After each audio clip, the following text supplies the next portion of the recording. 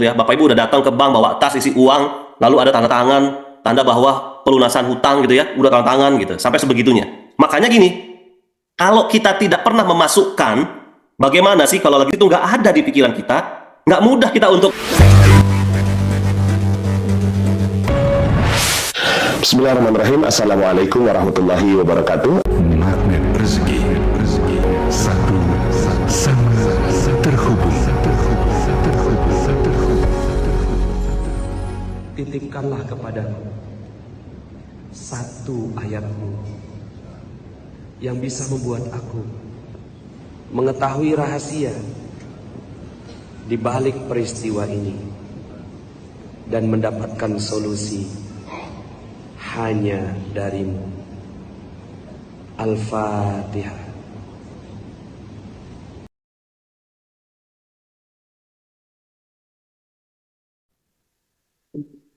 Ya, sudah live dulu.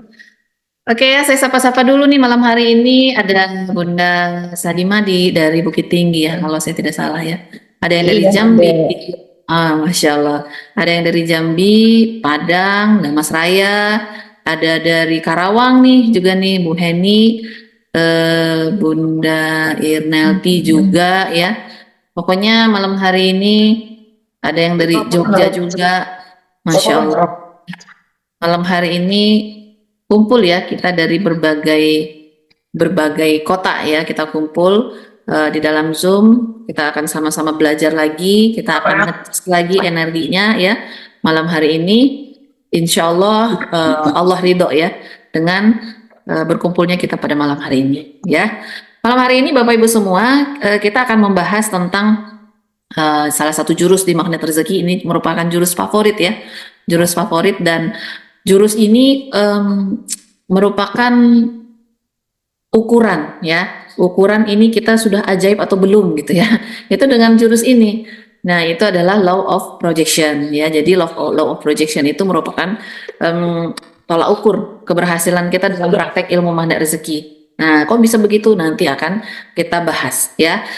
Sebelumnya saya boleh tahu ada yang baru pertama kali.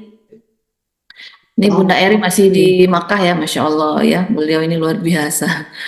Oke, ada yang baru pertama kali, kayaknya sih nggak ada ya. Saya lihat sih namanya nggak ada, semua sudah mengenal ilmu magnet rezeki, berarti semua insya Allah sudah pernah juga mendengar jurus LOP ini ya. Jadi malam hari ini kita akan memperdalam ya, kita akan mempertajam lagi jurus LOP. Saya dulu ya, pertama kali belajar magnet rezeki itu merasa jurus LOP itu kayaknya saya tidak mudah untuk mempraktekkan gitu ya.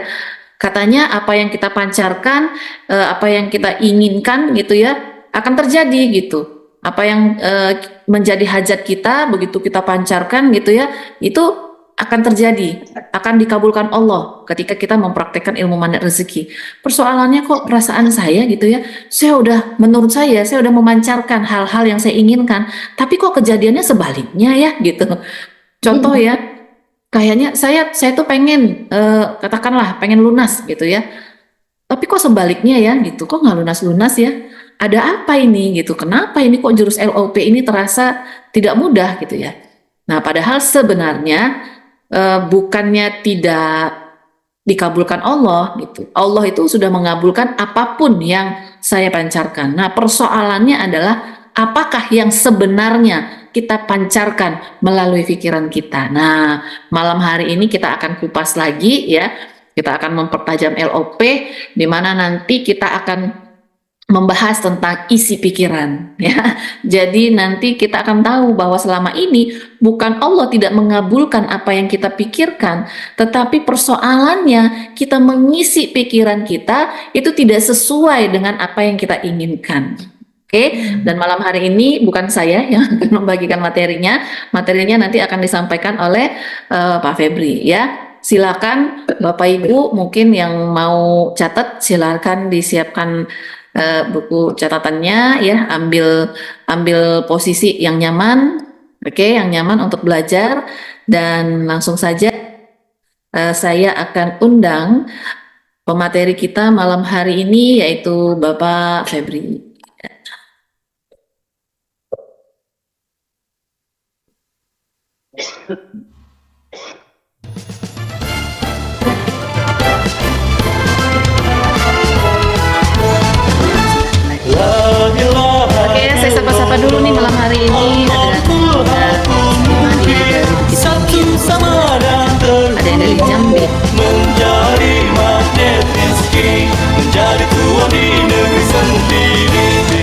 kita, perasaan kita, motivasi kita selalu diarah untuk memuliakan dan membahagiakan pada sesama lillahi ta'ala.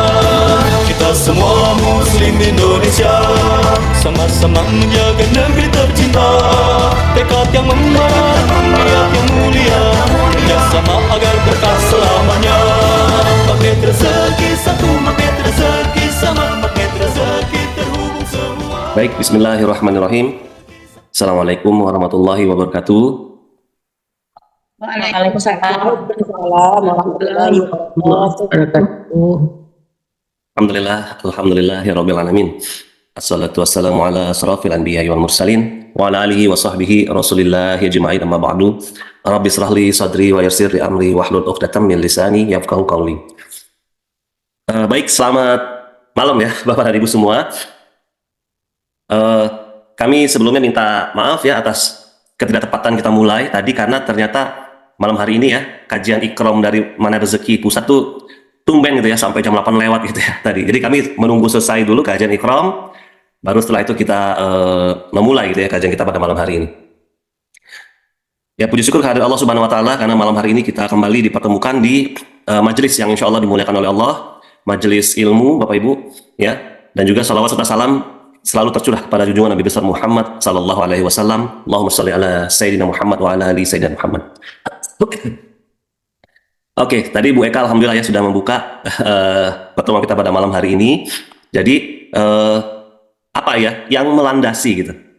Apa yang melandasi pertemuan kita pada malam hari ini? Yang pertama memang mau sambung silaturahim ya sama Bapak dan Ibu semua. Karena kita sudah banyak sekali waktu ya kita belum sempat silaturahim. Saya tuh tadinya pengen bikin kajian ini untuk teman-teman alumni THMR ya, Training Hybrid Mana Rezeki Sumbar dan Jambi.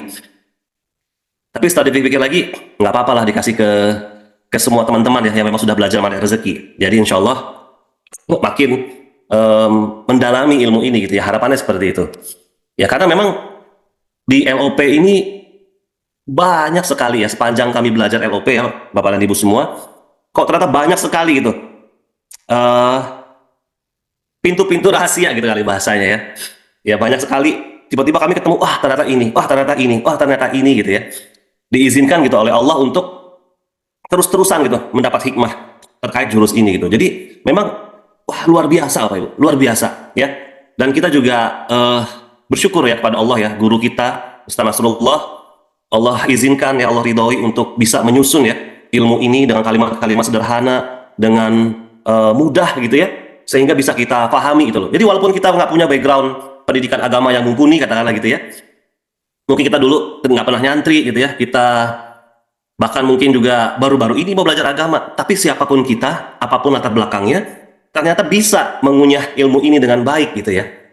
Nah tapi kembali lagi, innamal a'malu binniyat, bahwa memang semua kembali ke niat ya. Kalau Bapak Ibu niatnya memang mau belajar gitu ya, insya Allah Allah kasih terus tuh, dikasih terus ya.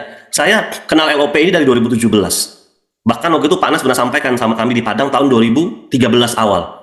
Tapi sampai hari ini seolah-olah tuh rahasianya tuh nggak pernah habis gitu ya, ketemu lagi gitu ya. Wah luar biasa ya. Jadi mudah-mudahan melalui pertemuan kita pada malam hari ini, kita semua ya Bapak Ibu ya, termasuk kami, ini doa kami gitu ya, terus diberikan oleh Allah energi untuk terus menggali ilmu ini ya, istiqomah praktek, istiqomah belajar, sehingga pada akhirnya tercapai apa yang kita inginkan ya, yaitu memperoleh ridho Allah, sehingga kita mengalami keajaiban demi keajaiban demi keajaiban. Amin amin ya rabbal alamin. Ya kan itu yang kita mau kan ya Bapak Ibu ya, terus-terusan mengalami keajaiban demi keajaiban demi keajaiban.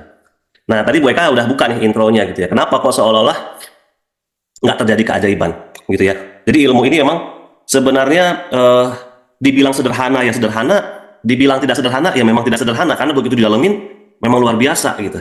Tapi kita umat akhir zaman ini beruntung, karena di akhir zaman ini ilmu ini jadi makin mudah gitu loh, karena makin terbukti gitu ya. Di akhir zaman ini ilmu yang akan kita pelajari, termasuk keseluruhan ilmu Mana Rezeki, itu jadi makin mudah kita cerna, karena kita banyak melihat bukti-bukti keajaiban di luar diri gitu. Mungkin kalau 20-30 tahun yang lalu nggak mudah Pak Nas untuk menyampaikan ilmu ini. Contoh nih, law of projection itu kan berawal dari sebuah proyektor gitu ya. 20-30 tahun lalu tidak semua kita mengenal alat yang namanya proyektor itu. Ya kita tahu sih ada bioskop gitu ya, ada apa namanya itu layar tancap, tapi kan alat proyektor itu masih sebuah alat yang jarang gitu ya, nggak berinteraksi langsung dengan kita gitu. Tapi di zaman sekarang ini alhamdulillah tuh yang namanya proyektor tuh sudah sering kita tahu gitu cara kerja proyektor, ya. Nah itu yang memudahkan. Oke, baik. Mungkin ada di antara teman-teman semua, Bapak dan Ibu yang udah belajar mana rezeki pastinya ya. Jadi mungkin sudah mengetahui ilmu ini. Kita sama-sama ya. Malam hari ini sama-sama kita kosongkan lagi gelasnya ya. Sama-sama malam hari ini kita anggap lagi belajar sebuah ilmu baru gitu ya. Belum pernah dengar, nggak kenal juga nih siapa sih Pak Febri itu gitu ya. Siapa sih Ustadz Nas, nggak kenal gitu ya. Kita benar-benar kosongin. Kita minta sama Allah dengan kosongnya gelas itu, Allah kasih hikmah-hikmah baru dalam diri kita ya. Insya Allah. Baik, bismillahirrahmanirrahim. Saya akan mulai dengan saya akan share screen dulu ya sebentar. Jadi Bapak dan Ibu semua, saya akan sampaikan dulu tuh secara mendasar gitu ya tentang law of projection. Nanti setelah itu baru nanti insya Allah ada pendalaman-pendalamannya gitu ya. Oke, sebentar.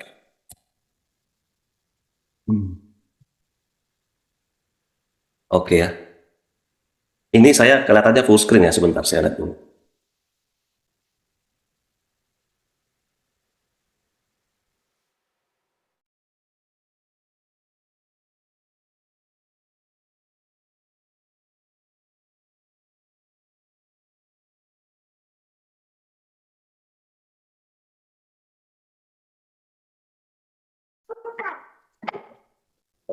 Oke, baik. Mohon maaf saya tadi ngecek dulu. Oke. Jadi malam hari ini kita akan berbicara tentang sebuah jurus yang termaktub dalam total 101 jurus ilmu mana rezeki. Ya, ini hanya salah satu jurusnya. Dan yang akan kita bahas ini termasuk salah satu jurus di awal gitu ya. Jadi kalau kita mau belajar ilmu mana rezeki secara kafah gitu, memang harus lolos dulu nih ilmu ini. Harus memahami, harus mengerti dan mempercayai gitu ilmu ini. Baru nanti selebihnya mudah gitu ya. Oke, namanya law of projection, hukum proyeksi Bapak Ibu. Ya tadi saya bilang ya, Bapak Ibu semua pasti mengenal ya alat yang namanya proyektor. Proyektor ini ada di bioskop-bioskop ya. Jadi di bioskop-bioskop itu ada sebuah alat namanya proyektor, dia yang memproyeksikan gambar-gambar dari film ya ke layar gitu ya. Itu si proyektornya. Kemudian juga kalau kita ada pertemuan-pertemuan di hotel atau seperti apa gitu ya, ada proyektor untuk menampilkan presentasi kita ya. Nah, seperti halnya proyektor ya Bapak Ibu, si proyektor itu kan tidak bisa mengubah dirinya sendiri ya. Kita nggak ngomongin ini deh proyektor masa kini ya, yang proyektor itu ada include Android di dalamnya gitu ya. Kita proyektor yang lama deh, yang cuma fungsinya memproyeksikan gitu ya. Kalau kita mau mengubah apa yang ada di layar, maka terlebih dahulu kita ubah apa yang ada di laptop sebagai sumber masukan dari proyektornya. Benar nggak Pak Ibu? Ya, layar nggak akan berubah kalau apa yang ada di laptop tidak diubah. Si proyektor itu hanya memproyeksikan apa yang dikirim dari laptop gitu. Proyektor tidak punya kuasa untuk mengotak-atik laptop. Proyektor tidak punya kuasa untuk mengotak-atik layar. Dia hanya diam aja, tugasnya memproyeksikan. Kalau kata laptop berubah, cet dipancarin dia berubah, gitu ya. Tapi kalau laptop nggak diotak-atik, itu di layar gitu-gitu aja. Nah itu fungsi dari teman-teman yang proyektor. Ya. Lalu apa hubungannya dengan ilmu ini? Kita mau belajar nih tentang hukum ini di dalam kehidupan kita. Bagaimana hukum proyektor ini bisa membuat kehidupan kita jadi lebih ajaib, gitu ya. Oke, gimana ya? Nah, jadi Bapak Ibu semua, kita ada permisalan nih, ya. Jadi ini adalah otak kita nih, ya. Otak kita itu menerima 2 juta informasi per detik. Ya, ini otak kita. Saat ini nih, per detik, kita terima 2 juta informasi masuk ke dalam otak kita. Berbentuk apa aja tuh? Minimal dari 7 panca indera. Ya, misalnya cuaca panas, itu kerasa sama kulit kita. Informasi masuk ke otak, bahwa oh cuaca lagi tidak sejuk. Kemudian cahaya nih, ada lampu, ya, lampu pijar. Kelihatannya lampunya warnanya putih, tapi sebenarnya yang ditangkap oleh mata kita lebih banyak tuh warnanya, mungkin puluhan ribu warna ditangkap oleh mata, diolah oleh otak kita, lalu diproyeksikan bahwa oh itu cahaya lampunya warnanya putih, oh itu cahaya lampunya warnanya kuning gitu ya. sebenarnya ada banyak sekali informasi yang masuk ke dalam otak kita setiap detiknya. Ya. Lalu dari 2 juta informasi yang masuk itu diolah oleh otak kita, kemudian dipancarkan menjadi 60.000 pikiran setiap hari. Bayangin tuh, dari 2 juta informasi per detik diolah ya oleh otak kita, kemudian dikompres gitu, lalu dipancarkan hanya jadi 60.000 pikiran setiap hari. Ya. Nah, 60.000 pikiran setiap hari inilah yang terpancarkan dan kemudian menjadi nasib kita. Gitu ya Bapak Ibu ya. Ini law of projection. Ya, law of projection. Bedanya apa dengan law of attraction? Kalau dalam law of attraction secara umum, secara garis besar, ya, kita tuh ada hukum tarik-menarik di alam semesta ini. Gitu ya. Jadi kalau kita kepengen yang baik-baik, maka kita mikir yang baik-baik. Kalau diri ini udah jadi baik, maka kita akan menarik kebaikan-kebaikan. Itu hukum law of attraction. Ya, tapi kenapa Pak Nas tidak pakai hukum itu secara umum gitu ya? Karena di sumber bukunya, para pengarangnya itu ngomong di akhir buku bahwa sebenarnya kita adalah sumber keajaiban. Kitalah pencipta keajaiban. Dari buku LOA itu. Ya. Disebutkan oleh pengarangnya bahwa kitalah pencipta keajaiban. Maka kalau kita yang pencipta keajaiban berarti kita adalah Tuhan dong gitu ya. Titik itu aja tuh. Yang mana rezeki nggak pas gitu ya. Enggak, bukan kita pencipta keajaiban. Kalaupun kita berpikir yang baik-baik gitu ya, kita mengubah diri kita menjadi baik, itu bukan karena diri kita yang baik ini maka kita bisa menarik hal-hal baik di alam semesta. Bukan. Itu karena Allah ridho gitu loh. Ya, peran Allahnya ini yang nggak ada tuh di LOA. Secara garis besar ya Bapak Ibu ya. Dari ilmunya ya, dari sumber ilmunya ya. Kita ngomong sumber ilmunya. Karena pada akhirnya memang ilmu LOA ini banyak dipakai, dimodifikasi gitu ya. Sehingga lebih ada yang bilang Quranik LOA gitu-gitu Bapak Ibu ya. Tapi secara umum dasarnya, kenapa mana rezeki kok jadi LOP? Ya, padahal nanti isi LOP ini juga sebagian besar matching dengan ilmu LOA gitu. Kenapa? Karena memang kita nggak attract Bapak Ibu. Kita tidak punya kemampuan untuk attract ya. Alam semesta ini akan mendekat kepada kita dengan izin Allah gitu. Itu aja kata kuncinya. Maka apa yang bisa kita lakukan? Kita hanya bisa melakukan memproyeksikan gitu loh. Memproyeksikan pikiran. Maka nanti kalau Allah ridho dengan proyeksi pikiran kita itu, Allah dekatkan apa yang kita mau tadi. Bapak Ibu nyambung nggak sampai sini? Jadi kita tidak menarik. Tugas kita hanya memproyeksikan. Apa sih proyeksinya itu? Itulah doa kita ya, kira-kira gitu ya. Kita hanya bisa berdoa, minta sama Allah. Allah yang mengabulkan lalu mendekatkan. Itu bedanya ya Bapak Ibu ya. Gitu ya. Bedanya sedikit, tapi dalam gitu ya. Jadi ini hukum proyeksi di mana rezeki. Law of projection. Bayangin, dari 2 juta informasi per detik, diolah, dikompres, jadi yang keluarnya cuma 60.000 pikiran. Bapak Ibu bayangin, kalau 2 juta informasi ini yang masuknya adalah pikiran-pikiran yang nggak baik, gitu ya, diolah oleh otak kita, kemudian dipancarkan menjadi 60.000 pikiran. Ya, kita pakai hukum ini aja. Ada tuh, saya mohon maaf ya bahasanya ya. Ada orang pernah bilang tuh gini hukumnya, garbage in, garbage out. Kalau yang masuknya sampah, keluarnya sampah, gitu ya. Kalau yang masuknya berlian, keluarnya berlian, gitu. Bayangin kalau dalam 2 juta informasi ini, sebagian besar informasi yang masuk itu adalah sampah. Diolah oleh otak. Maka 60.000 pikirannya juga sebagian besar akan menjadi sampah. Ya Bapak Ibu ya. Gitu loh. Jadi sebenarnya gampang banget ubah nasib ini. Semudah kita mengubah pikiran. Kenapa kok pikiran bisa sehebat itu? Sampai-sampai apa yang kita pikirkan terpancar menjadi nasib. Kok bisa keren banget pikiran itu? Ya. Pertanyaannya kan gitu kan. Kok bisa pikiran itu sekeren itu? Hanya dengan memikirkan, maka itu akan jadi nasib. Nah, ini jawabannya Bapak Ibu semua, ya. Ada yang namanya kekuatan pikiran. Ya. Dalam konteks kekayaan, rahasia dari kekayaan adalah dengan menguasai kekuatan pikiran. Bapak Ibu boleh cek gitu ya. Bapak Ibu boleh meneliti gitu. Orang-orang kaya gitu, ya di sekitar Bapak Ibu semua. Meneliti gitu. Bagaimana pola pikir para orang-orang kaya itu? Orang kaya yang memang ini ya, bukan sekedar dari warisan, tapi dia juga bisa terus memperkaya dirinya gitu.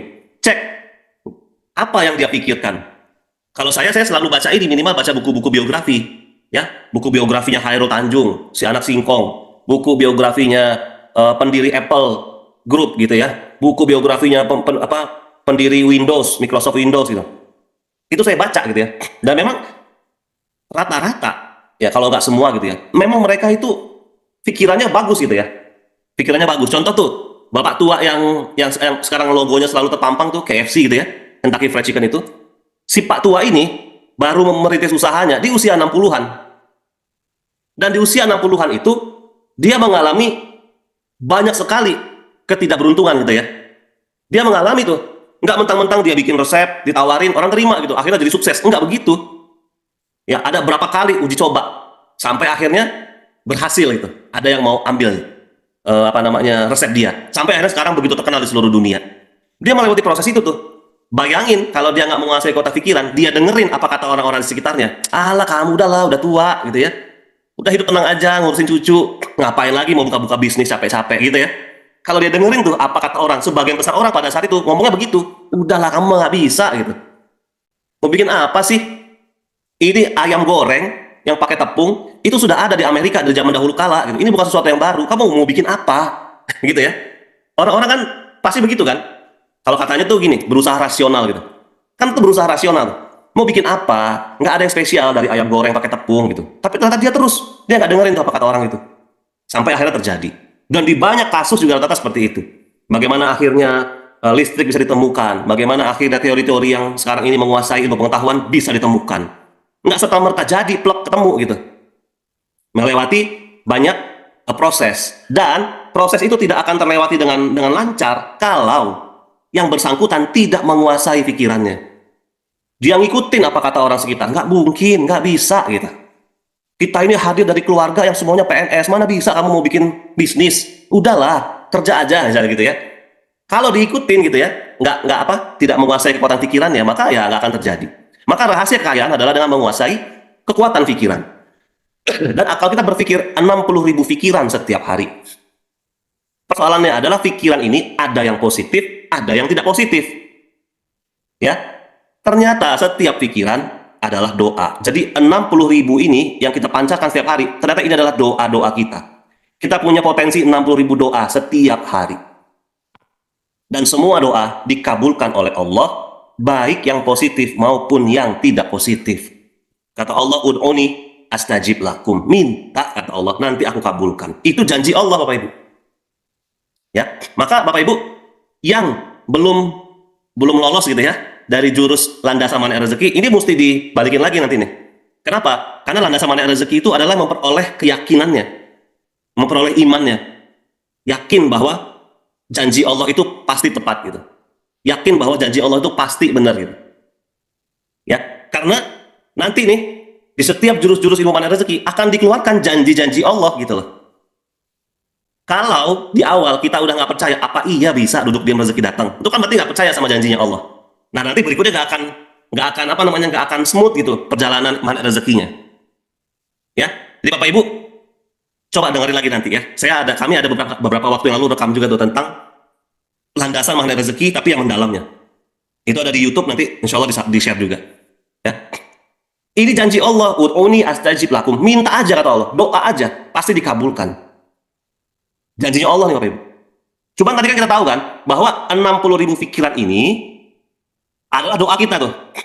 Persoalannya adalah ternyata selama ini doa kita ada yang positif, ada yang tidak positif. Jadi bukan Allah nggak kabulkan tuh doanya tuh.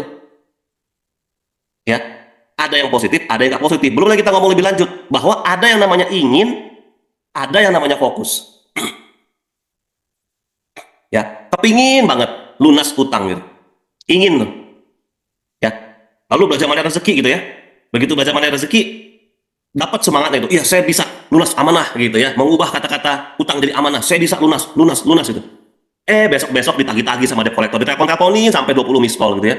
Kapan mau bayar ini gitu ya. Kalau tidak saya akan sita rumah Bapak gitu. Akhirnya apa coba? Yang keinginan tadi itu akhirnya menguap gitu aja. Ya, langsung drop gitu ya. Apa iya saya bisa lunas amanah nih, gini ceritanya gitu ya. Dari mana lunas amanahnya? Itu ingin tuh, kepengen lunas amanah. Ya, kepengen, kalau ingin itu ya hanya sekedar ingin gitu ya. Tapi itu keinginannya itu tidak menjadi dorongan energi untuk berbuat sesuatu. Itu cuma ingin berarti.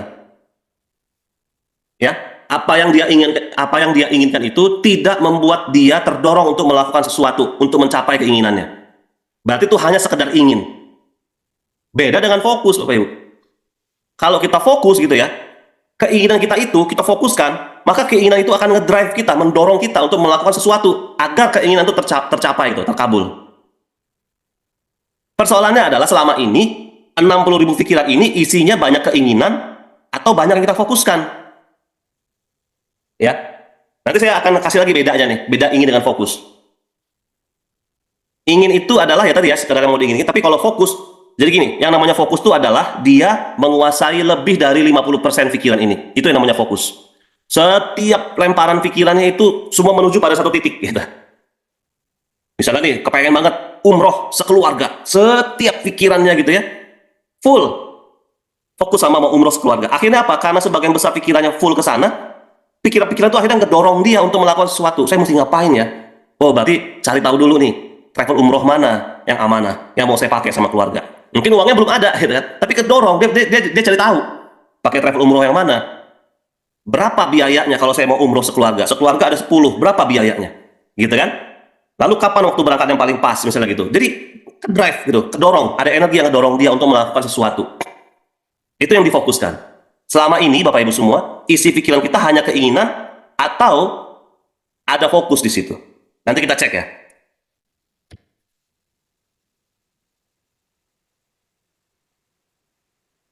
Jadi hidup kita yang ada sekarang ini, nasib kita yang sekarang ini, apapun nasibnya hari ini, itu adalah proyeksi dari akal pikiran kita di masa lalu. Nasib kita hari ini, seperti apapun nasib kita hari ini, itu adalah hasil dari proyeksi pikiran kita di masa lalu. Ya, maka Bapak Ibu semua kalau kepengen besok nasibnya berubah, hari ini ubah apa yang terpancar. Sesimpel itu loh. Hari ini nasibnya misalnya masih ada amanah gitu ya. Pengen besok lunas. Maka malam hari ini, saat ini kita ubah pancarannya gitu. Kita ubah apa yang terproyeksi dari pikiran kita. Sesimpel itu. Karena kita hari ini itu adalah hasil proyeksi dari masa lalu. Dari tadi, dulu, sebelumnya, kemarin. Pancaran-pancaran pikiran kita itulah yang akhirnya menjadi nasib kita hari ini. Mungkin ada yang nasibnya hari ini secara keuangan belum mudah. Ada yang nasibnya hari ini hubungan rumah tangga kurang harmonis. Ada yang nasibnya hari ini yaitu ada utang-utang yang belum terbayar. Ada yang nasibnya hari ini tidak harmonis dengan keluarga besar, punya persoalan terkait waris dan lain-lain, nggak harmonis dengan orang tuanya. Apapun nasib kita hari ini, itu adalah hasil dari apa yang kita pikirkan tadi. Tadi kan udah masa lalu kan? Ya benar nggak Bapak Ibu? Ya, tadi itu udah masa lalu loh. Sekarang ini di masa kini, gitu ya. Jadi kita hari ini bagaimana itu adalah hasil dari apa yang kita pikirkan tadi. Coba cek, tadi nih barusan nih kita mikirin apa? Nggak mungkin kayaknya lunas. Mana bisa umroh sekeluarga? Ini gaji aja sekian. Mana bisa sekarang aja harga dolar lagi naik gitu ya?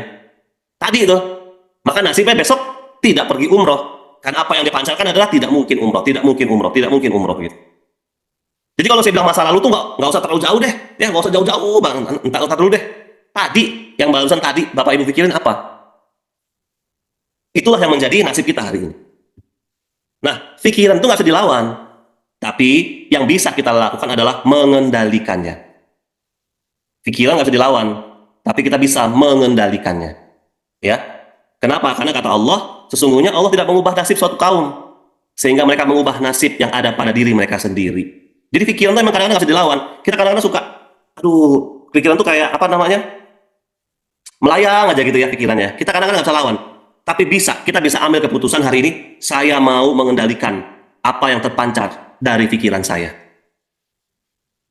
Ya, itu janji Allah gitu loh. Ya, secara ini pikiran nggak bisa dilawan. Tapi janjinya Allah, kamu bisa ngerubah nasib gitu. Gimana cara ngubah nasib? Dengan mengendalikan apa yang terpancar.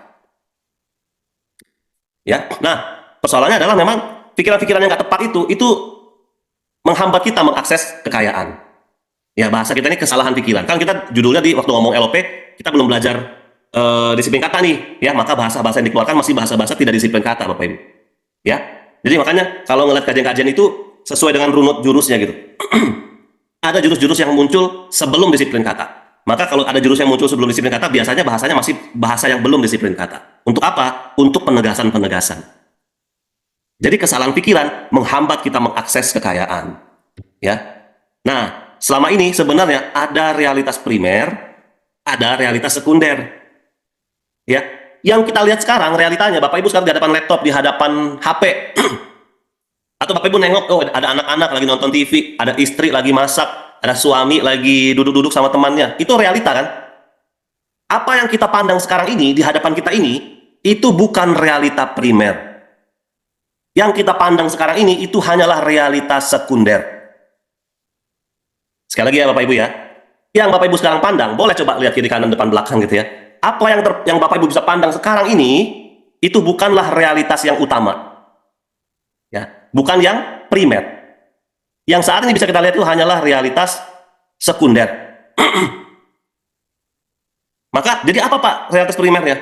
Realita primer kita itu ada di dunia kuantum. Itulah realitas primer kita. Ya, jadi yang sekarang ini ada di hadapan kita itu udah nggak penting lagi. Saya hari ini contoh.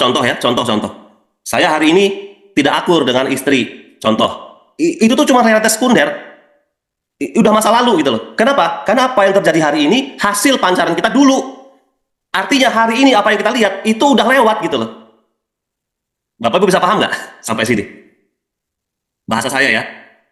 Apa yang kita lihat hari ini adalah hasil dari apa yang kita pancarkan kemarin. Maka sebenarnya apa yang kita lihat hari ini udah lewat, udah masa lalu, udah nggak penting lagi gitu kira-kira. Maka kita sebut apa yang bisa kita lihat hari ini adalah realitas sekunder, nggak penting lagi karena udah hasil dari pancaran kemarin. Jadi apa yang penting? Yang penting adalah nanti. 1 detik habis hari ini, 1 detik kemudian, 2 detik kemudian, 10 jam kemudian, 24 jam kemudian, itu yang lebih penting karena itu belum terjadi. Dan bagaimana apa yang akan terjadi di 24 jam kemudian kita tentukan sekarang. Bisa dapat pemahaman ya Bapak dan Ibu? Yang sekarang ini, yang kita lihat sekarang udah nggak penting lagi karena itu sudah masa lalu. Itu hasil dari apa yang kita pikirkan di masa lalu. Maka kalau kita pengen apa yang terjadi nanti itu sesuai dengan apa yang kita inginkan, mulailah kendalikan pikiran kita hari ini. Kendalikan pikiran kita dengan hanya berpikir apa yang kita mau aja, fokus gitu. Ya, jadi apa itu realitas primer? Realitas primer adalah dunia kuantum. Bagaimana kita mengetahui apa sih dunia kuantum kita gitu ya? Dunia kuantum kita itu adalah ada di pikiran, ada di perasaan, dan ada di spiritual kita. Bagaimana hubungan kita dengan Allah? Itulah dunia kuantum kita. Ada 3 tuh. Dunia kuantum kita tuh ada 3. Jadi kalau kita mau menguasai realitas primer, kuasai 3 ini. Kuasai pikiran, kuasai perasaan, dan kuasai dunia spiritual kita dengan Allah. Kuasai dalam artian itu kita tuh tidak mau ikut bisikan setan, nah gitu kira-kira. Itu kita menguasai dunia spiritual kita tuh. Kita hanya maunya mengerjakan apa yang Allah perintahkan, meninggalkan apa yang Allah larang.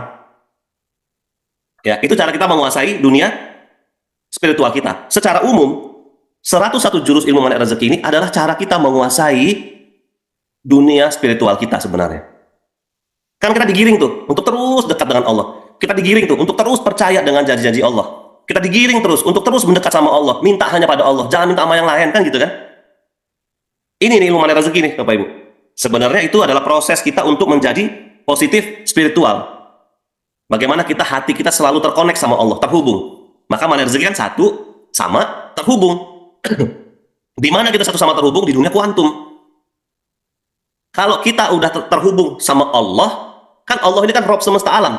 Yang punya alam semesta ini kan Allah Subhanahu wa Ta'ala. Maka kalau kita udah terhubung dengan yang punya alam semesta, maka alam semesta ini udah ngikut aja. Maka orang-orang yang gak kenal sama Tuhan, itu bahasanya kayak gitu tuh. Wah, semesta merestui gitu ya. Hari ini nggak hujan. Kami lagi mau ada syukuran nih, hari ini nggak hujan. Wah, semesta merestui. Gimana semesta bisa merestui? Semesta akan merestui kalau yang punya semesta tuh ridho gitu. Sebenarnya gitu Bapak Ibu.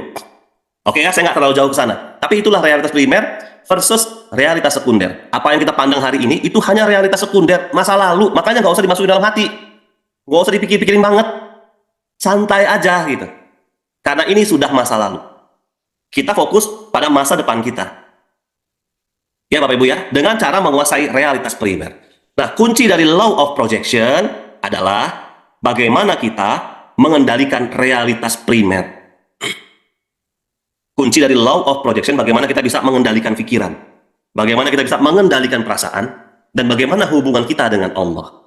Itulah kunci dari tercapainya LOP. Ya Bapak Ibu, sampai sini secara teori udah memahami ya. Ya saya berusaha untuk bahasanya sesimpel mungkin. Ya. Jadi kunci dari LOP adalah kita mengendalikan dunia realitas primer kita. Realitas primer kita adalah dunia kuantum. Dunia kuantum itu adalah pikiran, perasaan, dan spiritual. Ya. Oke, sebentar. Maka kembali lagi nih, bagaimana mengendalikan dunia kuantum kita? Ya dengan ini gitu loh. Ya, kita nggak bisa mengendalikan apa yang masuk ke dalam otak kita. Informasi-informasi yang masuk ke dalam otak kita itu kita nggak bisa kendaliin. Nih, ya, kita nggak bisa kendaliin nih. Ada banyak informasi masuk. Tiba-tiba cuaca dingin, angin menerpa, dingin. Itu kan informasi masuk ke otak kita. Bahwa cuaca hari ini dingin. Oh, angin kencang. Itu kan informasi, Bapak Ibu. Angin kencang. Akhirnya cuaca menjadi lebih dingin. Kemudian pohon-pohon daunnya berterbangan, rontok gitu ya. Apalagi itu kan semua informasi tuh yang masuk ke dalam otak kita. Nggak bisa kita kendaliin. Ya, lagi scrolling HP, tiba-tiba di Instagram kalian ada video-video yang nggak pantas, ada cewek-cewek yang pakai pakaiannya belum jadi gitu ya. Kita nggak bisa kendaliin tuh informasi yang masuk.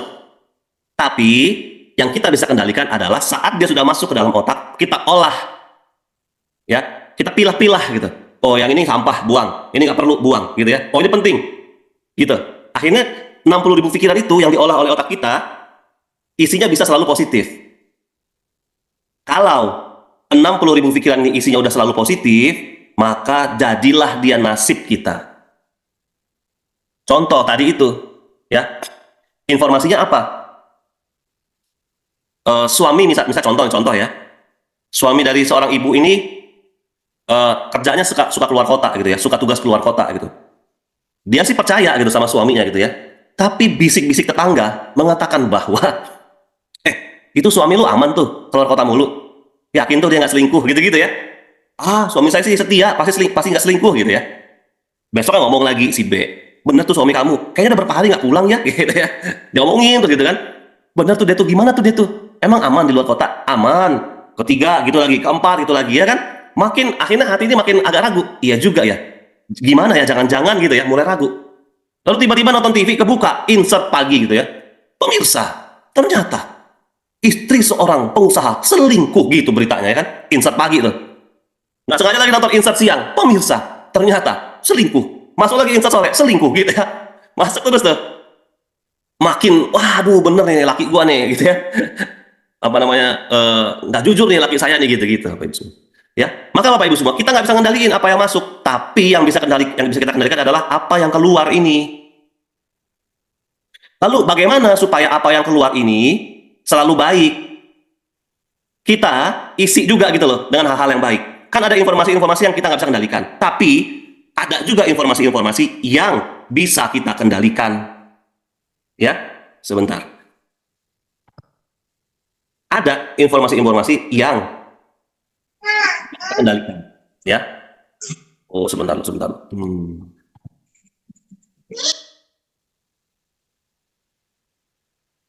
Nah, ini saya karena tadi agak nggak sehat, saya mohon maaf, saya nggak sempat bikinin slide-nya ya. Tapi mudah-mudahan dari apa yang saya mau sampaikan, Bapak Ibu bisa dapat gitu ya. Kan tadi ada 2 juta informasi yang masuk, lalu terpancar menjadi pikiran setelah diolah oleh otak. Maka Bapak Ibu semua, ya, jangan izinkan apa-apa yang masuk ke pikiran kita itu adalah hal-hal yang tidak baik.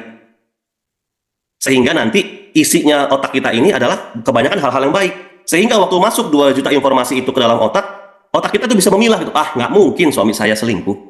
Beliau itu orangnya taat beragama. Beliau tuh orangnya ini, beliau tuh orangnya ini gitu kan. Ya, jadi jangan ditambah-tambahin. Udah tetangga ngomongin, ini laki lu gini tuh. Ditambah-tambahin lagi nonton insert pagi, insert siang, insert sore, selingkuh. Akhirnya terbentuk di sini gitu loh. Masuk kan informasinya kan. Otak kita tuh akan mengolah informasi yang masuk sesuai dengan apa yang ada di isi otak kita. Kira-kira gitu. Apa isi otaknya gitu loh. Lalu bagaimana kita bisa tahu isi otak kita? Isi otak kita itu adalah dari apa-apa yang selalu kita masukkan ke otak kita selama ini. Informasi-informasi apa yang kita izinkan masuk dan menetap dalam otak kita. Itulah yang nanti akan mengendalikan bagaimana otak kita ini mengolah informasi dan menjadi pikiran. Maka hati-hati memasukkan sesuatu ke dalam otak gitu. Ya, hati-hati Bapak Ibu semua memasukkan segala sesuatu dalam otak kita. Maksud itu gini, isi pikiran. Ya, kita ngomongnya bahasanya isi pikiran deh. Hati-hati nih Bapak Ibu mengisi pikiran. Ya, malam hari ini proses kita belajar itu adalah proses kita mengisi pikiran. Ya, jadi baca buku, dengar audio gitu ya, mengikuti kajian-kajian seperti ini, itu adalah proses kita mengisi pikiran. Nantinya apa yang dominan dalam isi pikiran kita, itulah yang akan menentukan pikiran-pikiran apa yang terpancar. Bapak Ibu bisa paham nggak? Ya, kalau kita ngisinya terus-terusan dengan ya gibah-gibah gitu ya, acara-acara yang nggak berguna, nggak bermutu, Teman-teman, yang ya. musik-musik yang nggak bermutu gitu ya. Kalau itu terus kita masukkan, maka apapun 2 juta informasi yang masuk per detik tadi, apapun informasinya, olahannya akan sesuai dengan isi pikiran kita saat itu. Kalau isi pikiran kita tuh lagi, ya saya mohon maaf ya, selingkuh, ya itu yang akan terpancar gitu loh. Dan itu yang akan menjadi nasib kita, karena kita fokus. Kan udah beda kan, bukan ingin lagi tuh, tapi udah fokus. Karena setiap informasi yang masuk, isinya itu semua gitu loh. Dan kita izinkan dia masuk. Tetangga ngomongin, kita dengerin. Masa iya sih begitu? Iya begitu. No, lakinya si ono no, begitu gitu ya. Kita izinkan masuk. Kita dengerin dengan sukarela. Mencet TV, isinya itu tadi. Ya kan, seputar selebriti, apalagi macam-macam tuh. Kita izinkan itu masuk dengan sukarela. Maka dia menetap di dalam pikiran kita. Menjadi isi pikiran kita. Nah, isi pikiran inilah nanti akan mengenali masa depan gitu loh Bapak Ibu. Dia akan terpancar gitu. Jadi kalau isi pikirannya selingkuh, itu yang akan terpancar dan itu yang akan menjadi nasib. Kira-kira gitu. Maka hati-hati dengan apa yang kita mau masukkan ke dalam pikiran. Ya. Kita bisa mengendalikan pikiran dengan mulai mensortir, dengan mulai mensensor apa-apa yang mau masuk ke dalam pikiran kita.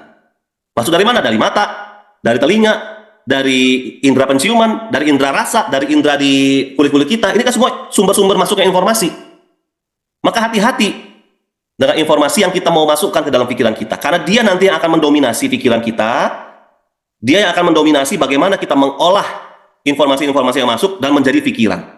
Kalau dominasinya adalah pikiran-pikiran yang tidak positif, maka apapun informasinya, katakanlah sekelas gini deh, info yang masuk, ceramahnya Ustadz. Ya, kita dengerin ceramah Ustadz. Tapi kebetulan ada yang bertanya, Ustadz gimana ya kalau laki saya selingkuh gitu, ya.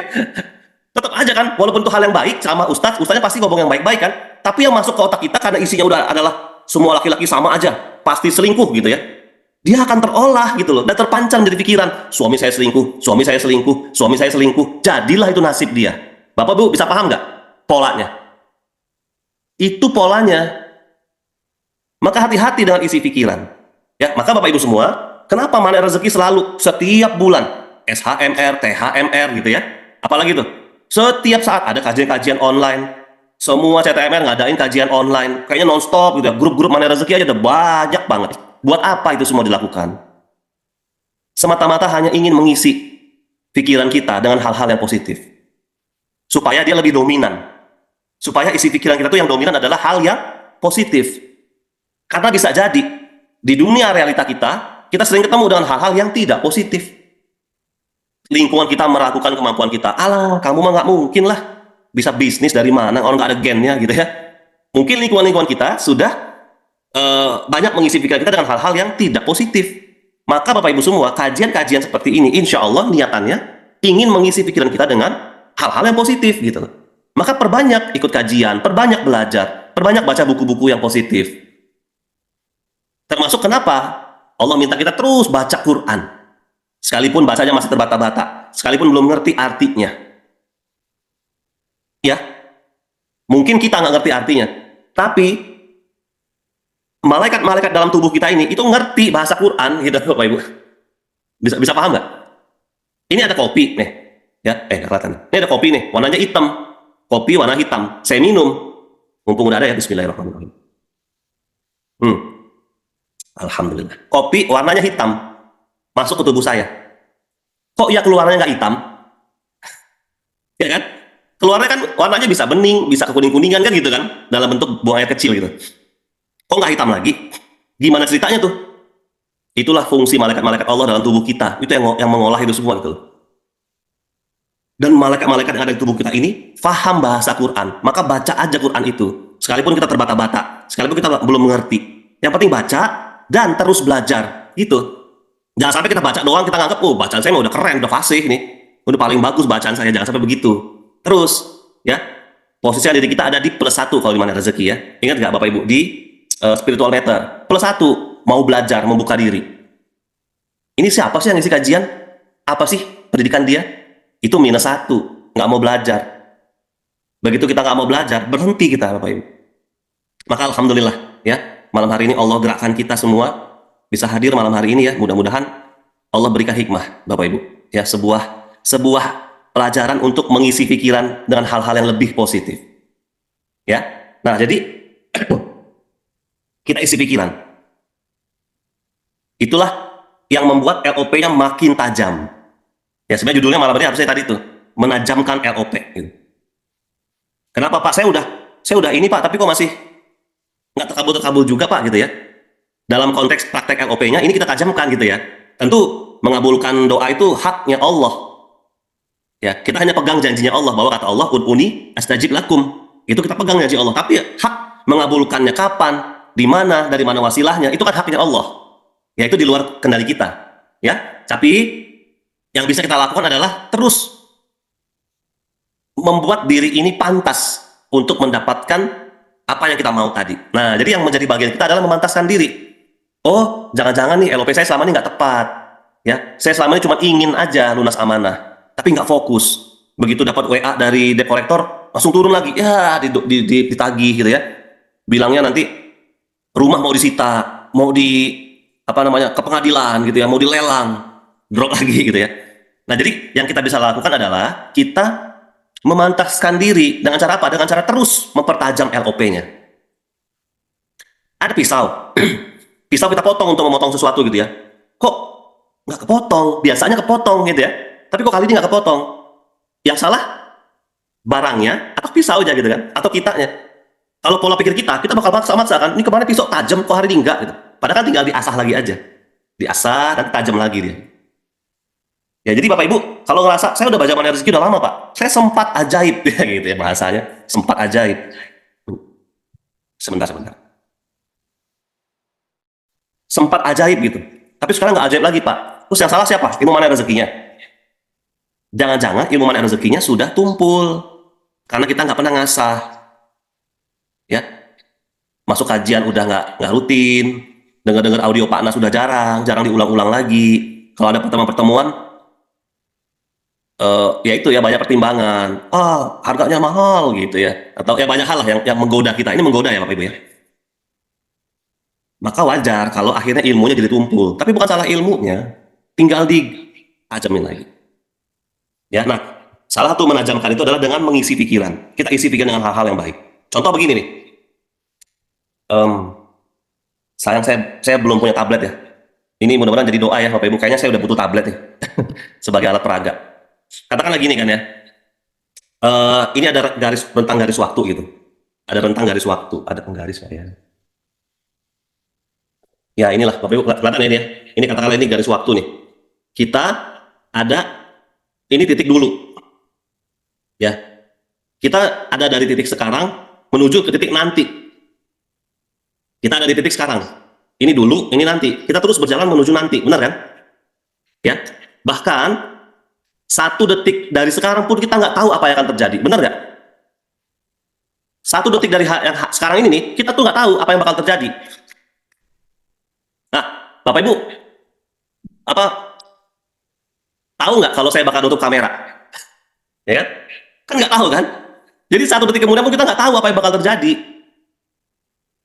Dan kalau kita ngelihat jam, berarti setiap saat itu selalu bergeser. Udah nggak ada lagi namanya sekarang. Yang ada adalah dulu. Karena sekarang 1 detik nih, sekarang nih. Tapi udah berlalu 1 detiknya, udah jadi dulu tuh. Ya bisa paham Bapak Ibu ya. Jadi kita selalu berjalan dari dulu menuju nanti.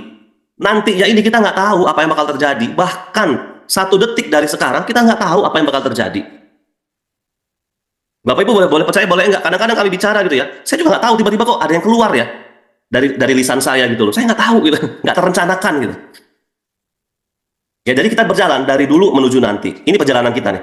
Nanti ini kita nggak tahu apa yang bakal terjadi. Bahkan 1 detik dari sekarang kita nggak tahu apa yang akan terjadi. Ya. Jadi kita berjalan dari titik dulu menuju nanti, gitu ya. Karena kita nggak tahu apa yang akan terjadi satu detik kemudian, maka ada banyak sekali kemungkinan-kemungkinan. Ada banyak sekali potensi-potensi yang sangat mungkin terjadi di kemudian hari dalam hidup kita. Setuju nggak Bapak Ibu? Ya, tadi ya, Bapak Ibu nggak ada nyangka kan kalau saya bakal matiin kamera. 1 detik setelah ini kita nggak tahu apa yang bakal terjadi. Maka Bapak Ibu semua, karena kita nggak tahu apa yang akan terjadi 1 detik kemudian, ada banyak sekali potensi-potensi yang mungkin terjadi dalam hidup kita 1 detik kemudian. Ya, kita berada di dulu gitu loh, ya kan? 1 detik lewat. Coba Bapak Ibu lihat jam deh. Dia kan detik ya. Tep, tep, tep. Setiap jam tuh berdetik, yang tadinya masa kini udah jadi masa lalu tuh. Tep, tep, tep. Kita kan ngomong kan, oh 2 detik yang lalu. Berarti kan masa lalu tuh. Oh 3 detik yang lalu. Sedetik yang lalu saya matiin kamera. Berarti kan sudah masa lalu tuh. Kita nggak pernah tahu Bapak Ibu apa yang akan terjadi masa depan. Karena kita nggak tahu itulah maka ada banyak sekali kemungkinan-kemungkinan, potensi-potensi yang bisa terjadi di masa depan. Maka karena ada banyak potensi yang bisa terjadi di masa depan, kita nggak boleh bilang, oh saya nggak bisa. Ah saya mah apa tuh gitu ya. Cuman remahan-remahan rengginang di dalam kaleng kongguan waktu lebaran gitu ya. Nggak boleh kita ngomong gitu. Karena kita nggak pernah tahu apa yang bakal terjadi 1 detik kemudian. Setuju nggak Bapak Ibu? Halo? Kita tidak akan. Setuju ya? Alhamdulillah. Kita nggak akan pernah tahu apa yang akan terjadi 1 detik kemudian. Maka karena kita nggak tahu, kita tidak boleh bilang bahwa saya makanya nggak mungkin, saya makanya nggak bisa. Karena ada banyak sekali kemungkinan. Maka karena ada banyak kemungkinan, kita nggak boleh tuh bilang, wah saya emang nggak mungkin kayaknya lunas amanah dalam 1 bulan. Nggak boleh. Kita nggak tahu apa yang akan terjadi besok. Kita selalu mengukur diri dengan masa lalu gitu loh.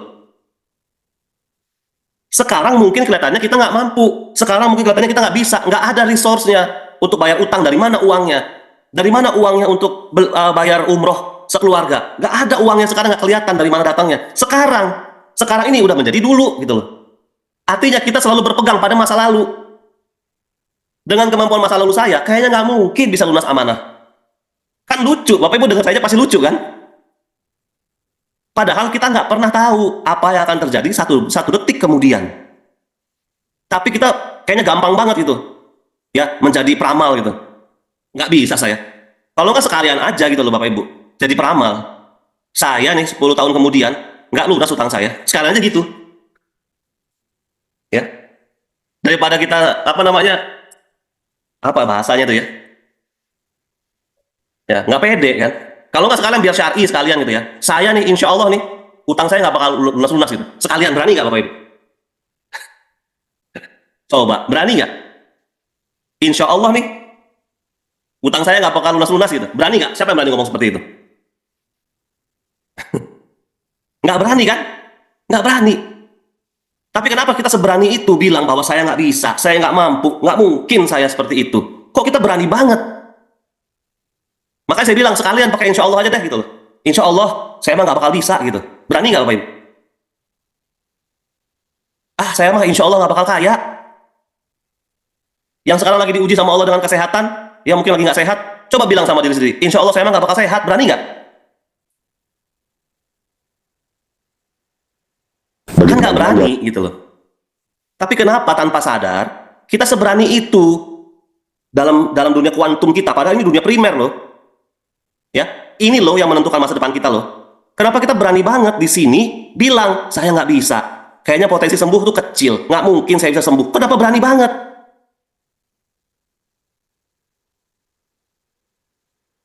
Saya cuma bilang aja, coba deh berani nggak ngucap, insya Allah saya nggak bakal sembuh gitu. Insya Allah saya nggak bakal lunas utangnya. Berani nggak ngucap begitu? Kan nggak berani. Insya Allah nih anak-anak saya nggak bakal berprestasi, kan nggak berani. Tapi kenapa di sini kita berani? Padahal ini yang primer.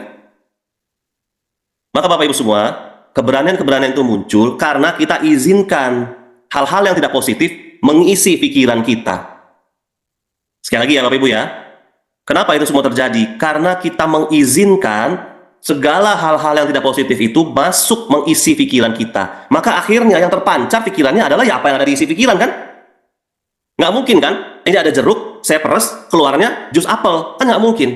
Yang namanya jeruk kalau diperes keluarnya jus jeruk. Yang terpancar di pikiran kita nggak mungkin meleset dari apa yang ada di isi pikiran kita. Minta maaf, saya minum dulu ya. Bismillahirrahmanirrahim. Setuju nggak Bapak Ibu? Kalau setuju, yuk jadiin doa gitu ya. Tulis di kolom komentar. Setuju gitu. Bahwa apa yang terpancar di pikiran nggak akan jauh-jauh dari apa yang ada di isi pikiran. Jadiin itu doa gitu. Setuju. Maka sekarang kita mau ubah apa yang kita mau isi dalam pikiran kita. Saya cuma mau isi yang baik-baik saja supaya pancarannya menjadi baik. Ya. Bapak Ibu ketik di kolom komentar biar jadi doa ya, insya Allah. Setuju gitu ya. Kita mau ubah apa yang ada di isi pikiran kita. Yang nggak bagus itu kita mau geser. Keluarin. Ganti dengan hal-hal yang bagus, yang baik-baik. Isi pikiran kita ini. Sehingga apa? Sehingga pancarannya juga hanya yang baik-baik saja. Nggak mungkin pancarannya keluar baik kalau isi pikirannya nggak baik. Nggak mungkin. Karena apa yang terpancar itu adalah saripati dari apa yang ada di isi pikiran. Jus tadi itu. Kita pencet jeruk, keluarnya pasti jus jeruk. Nggak mungkin keluar jus apel atau jus semangka. Itu melawan sunnatullah namanya. Sunnatullahnya apa yang ada di dalam isi pikiran, apa yang mendominasi di dalam pikiran, itulah yang nanti akan terpancar gitu kira-kira. Itu yang tadi dibilang. Beda antara keinginan dengan fokus. Fokus itu dia mendominasi. Maka jadi fokus. Saya bisa lunas amanah. Bisa lunas amanah. Ya. Kalau masih ada keraguan-raguan, tonton lagi tuh testimoni-testimoni. Banyak banget testimoninya. Atau ngobrol lagi dengan orang-orang yang isi testimoni. Ngobrol dengan kami. Benar tuh Pak, bisa lunas Pak. Gitu ya. Ngobrol lagi. Dapatkan keyakinannya. Isi terus pikiran dengan hal-hal yang positif. Jangan biarkan kita mengisi pikiran kita dengan hal-hal yang tidak positif. Itu aja Bapak Ibu, kunci LOP, supaya tajam terus LOP-nya. Isi pikiran dengan yang baik-baik, sehingga terpancarlah yang baik-baik. Ya, isi pikiran dengan hal-hal yang baik-baik, sehingga akhirnya apa? Terpancar hal-hal yang baik-baik. Ya. Maka apa? Latihan kita di mana rezeki itu kan dengan mengucap, wow, keren. Kita tuh lagi mau isi, kita mau geser hal-hal yang nggak baik. Ah, nggak mungkin. Ah, mana bisa. Itu mau digeser dengan apa? Wow, keren. Wow, keren. Wow, keren. Wow, keren. Wow, keren gitu loh. Ya, ibarat itu kayak apa namanya? Ada bangku itu di taman gitu ya. Isinya mungkin cuma buat 4 orang gitu. Ini 4-4-nya udah pikirannya nggak positif nih. Kita isi, geser dong. Wow, keren. Pergi 1 gitu kan. Geser tambah lagi. Wow, keren. Pergi 2. Wow, keren. Pergi 3. Wow, keren. Pergi 4 gitu loh. Ya, jadi ditambel. Kita mau keluarkan segala isi pikiran yang nggak positif, dikeluarin, ditambal, diisi dengan wow keren, wow keren, wow keren, wow keren gitu. Sehingga begitu yang terpancar apa? Wow keren. Mau sekarang nasib yang terpampang adalah apa namanya? Belum lunas. Loh, belum lunas itu kan hasil pancaran kemarin. Halo? Belum lunas hari ini, itu kan pancaran kita kemarin, pancaran pikiran kita kemarin.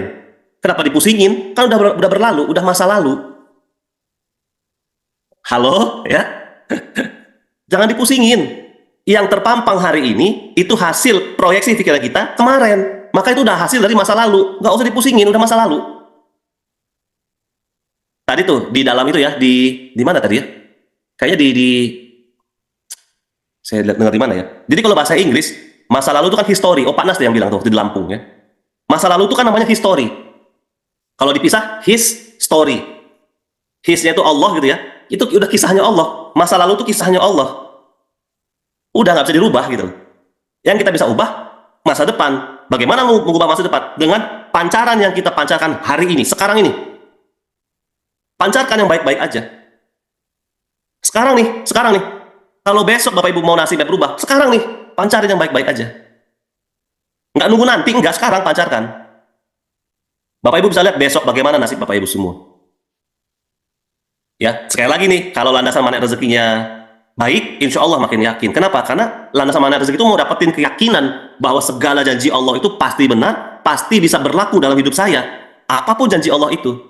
Ini Allah janjikan, ur'uni astajib lakum. Pancarkan aja kata Allah. Minta aja kata Allah. Dikasih. Maka tugas kita cuma memancarkan aja. Ya, nanti kan ada hak prerogatif Allah. Kapan dikabulkan, bagaimana caranya, siapa wasilahnya, bagaimana jumlahnya, itu semua haknya Allah. Kita nggak usah ngatur-ngatur. Yang menjadi bagian kita adalah Kita hanya bacakan yang baik-baik saja gitu. Ya.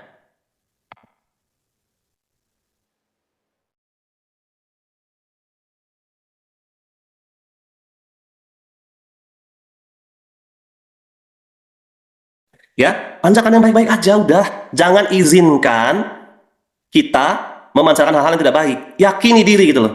Udah. Hari ini nih, sekarang nih, nggak usah dipusingin. Karena ini adalah hasil dari pancaran masa lalu. Jadi nggak usah dipusingin lagi. Udah lewat. Nggak usah dipusingin lagi. Ya. Sekarang yang penting adalah bagaimana masa depan kita. Bagaimana masa depan kita. Nah, seperti apa masa depan kita ditentukan dengan apa yang kita pikirkan saat ini. Itulah LOP. Maka sekarang kita mau latihan. Di mana rezeki itu semuanya latihan, Bapak Ibu. Latihan supaya menjadi bisa. Ya. Jadi kan bahasanya itu kan ala bisa karena biasa. Biasa melakukan akhirnya jadi bisa. Istiqomah. Maka latihannya dimulai dari yang simpel-simpel aja, yang murah, yang mudah-mudah aja. Wow, keren gitu. Itu latihannya. Ya, lalu yang kedua, kita isi pikiran kita dengan hal-hal yang baik-baik. Contoh gini nih, di pikiran kita ini, kita cuma tahu bulat, bentuk bulat di pikiran kita nih. Kita cuma tahu bentuk bulat, gitu ya. Lalu kita berjalan kan ke masa depan. Di masa depan, itu sebenarnya ada bentuk-bentuk lain selain bulat. Ada segitiga, ada kotak, ada kupu-kupu yang bentuknya nggak beraturan misalnya gitu ya. Ada capung dan lain-lain. Tapi karena di otak kita cuma tahu bentuk bulat, maka kita tidak mengenali bentuk-bentuk yang lain. Begitu kita ketemu bentuk yang bulat, baru kita, ini dia, ini teman gua nih. Karena otak kita hanya terisi bentuk bulat. Jadi kita tuh tidak mengenali bentuk-bentuk yang lain. Bapak Ibu bisa paham nggak? Ya. Karena di otak kita nggak ada bentuk-bentuk yang lain, hanya kita cuma tahu bentuknya bulat gitu ya. Kita cuma tahu bentuk bulat. Maka bentuk-bentuk yang lain, waktu kita berjalan gitu ya, meniti kehidupan ini, kita nggak kenal bentuk-bentuk yang lain itu. Ya, ada kotak biasa aja nggak kenal, ada segitiga nggak kenal, ada kupu-kupu nggak kenal, gitu ya. Ada rumah nggak kenal. Begitu ketemu bola, nah ini teman gua nih, ini yang saya kenal gitu. Sama Bapak dan Ibu semua. Kalau isi pikiran kita tuh isinya tidak lunas, nggak mungkin lunas. Begitu ada lunas, kita tuh nggak kenal gitu loh. Ya. Dalam otak kita tuh tidak kaya gitu. Nah, ini sih enak ya, udah disiplin kata ya. Makanya kita disiplin kata kan, perlu kan. Tapi coba kalau misalnya gini, mohon maaf. Miskin gitu ya, di otaknya gitu. Maka begitu ada potensi-potensi kekayaan, ya, ada peluang-peluang untuk menjadi kaya, kita nggak kenal. Yang kita tahu adalah miskin gitu loh. Begitu cara kerja pikiran, Bapak Ibu. Dia hanya akan mengenali hal-hal yang dimasukkan dalam pikiran. Kan anak-anak itu kan kalau sekolah kan proses belajar namanya kan. Belajar itu kan proses mengisi pikiran. Yang tadinya nggak tahu, bicara jadi tahu bicara. Yang tadinya nggak tahu kalau itu A, bentuk A, jadi tahu bentuk A. Kenapa? Dimasukkan dalam pikiran. Itu A namanya, itu B namanya. Memasukkan huruf A dan B itu ke dalam pikiran. Sehingga begitu di lapangan dia ketemu huruf A, dia tahu, oh itu A, itu B. Kenapa dia bisa tahu? Karena sudah dimasukkan dalam pikiran. Sama Bapak Ibu. Kalau Bapak Ibu nggak masukin dalam pikiran lunas, nggak dimasukin nih dalam pikiran nih, lunas, nggak bakal ketemu sama yang namanya lunas, karena nggak kenal. Bisa dipahami nggak analoginya? Maka itu pentingnya kita masukin. Makanya latihan di mana rezeki itu, wow keren, disiplin kata, ganti katanya, nggak ada lagi utang. Karena kalau utang berarti kita memasukkan dalam pikiran kita kata-kata hutang, sehingga akhirnya nanti begitu di perjalanan hidup kita kenalnya utang. Kita nggak kenal yang namanya lunas. Dalam kamus kita tidak ada yang namanya lunas. Yang ada adalah utang seumur hidup. Akhirnya jadi begitu. Kenapa? Karena isi pikirannya, isinya cuma utang gitu. Mau bayar sekolah, uangnya nggak ada. Utang. Mau beli makanan, uangnya nggak ada. Utang. Itu loh. Kita akan terus mencari bagaimana berusaha mencari utang. Itu cuma itu yang kita kenal gitu loh. Maka sekarang mau diubah dengan cara mengubah apa yang kita isi dalam pikiran kita. Nah, itulah Bapak Ibu semua kunci bagaimana menajamkan LOP.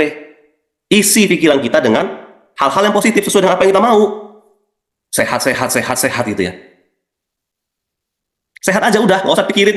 Wah, orang-orang itu ya kalau udah ke RS lalu cuci darah, ujungnya udah pasti dah gitu ya. Apa bahasanya? Ujungnya pasti deh meninggal dunia kadang-kadang gitu ya. Karena nih saya ada ini kecil-kecilan gitu ya, ada survei kecil-kecilan gitu loh, ya. Pengamatan kecil-kecilan gitu. Karena dulu ayah saya itu juga harus cuci darah gitu loh. Dulu ya tahun 99, 98 itu wah luar biasa Bapak Ibu cuci darah tuh, ya. Jarum untuk apa namanya itu untuk donor darah tuh yang segede-gede itu ya. Ditusukin ke dalam paha bagian dalam. Aduh, saya ngeliatnya aja ngilu.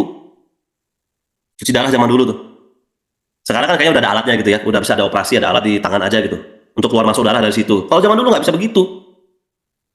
Nah, di kalangan keluarga pasien, pembicaranya cuma begitu.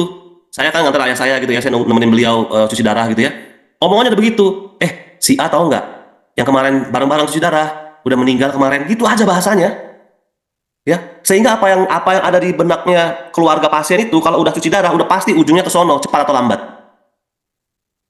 Kita izinkan tuh masuk.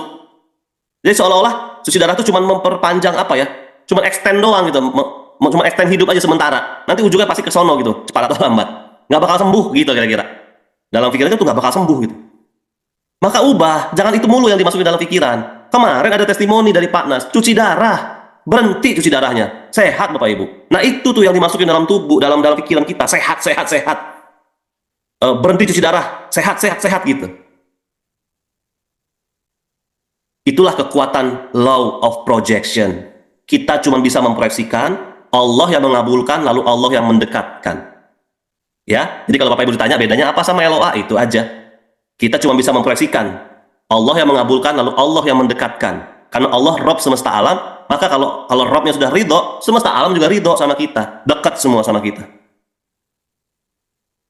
Gitu ya, Bapak dan Ibu semua yang insya Allah dirahmati oleh Allah. Mungkin itu yang saya bisa sampaikan ya. Tentu memang kalau yang lebih mendalamnya lagi, ya ada pertemuan-pertemuan berikutnya insya Allah ya. Ada pertemuan-pertemuan kajian berikutnya. Kemudian kalau yang mau lebih mendalami lebih lanjut, ada fasilitas seperti seminar hybrid, training hybrid, lalu ada mega seminar gitu ya.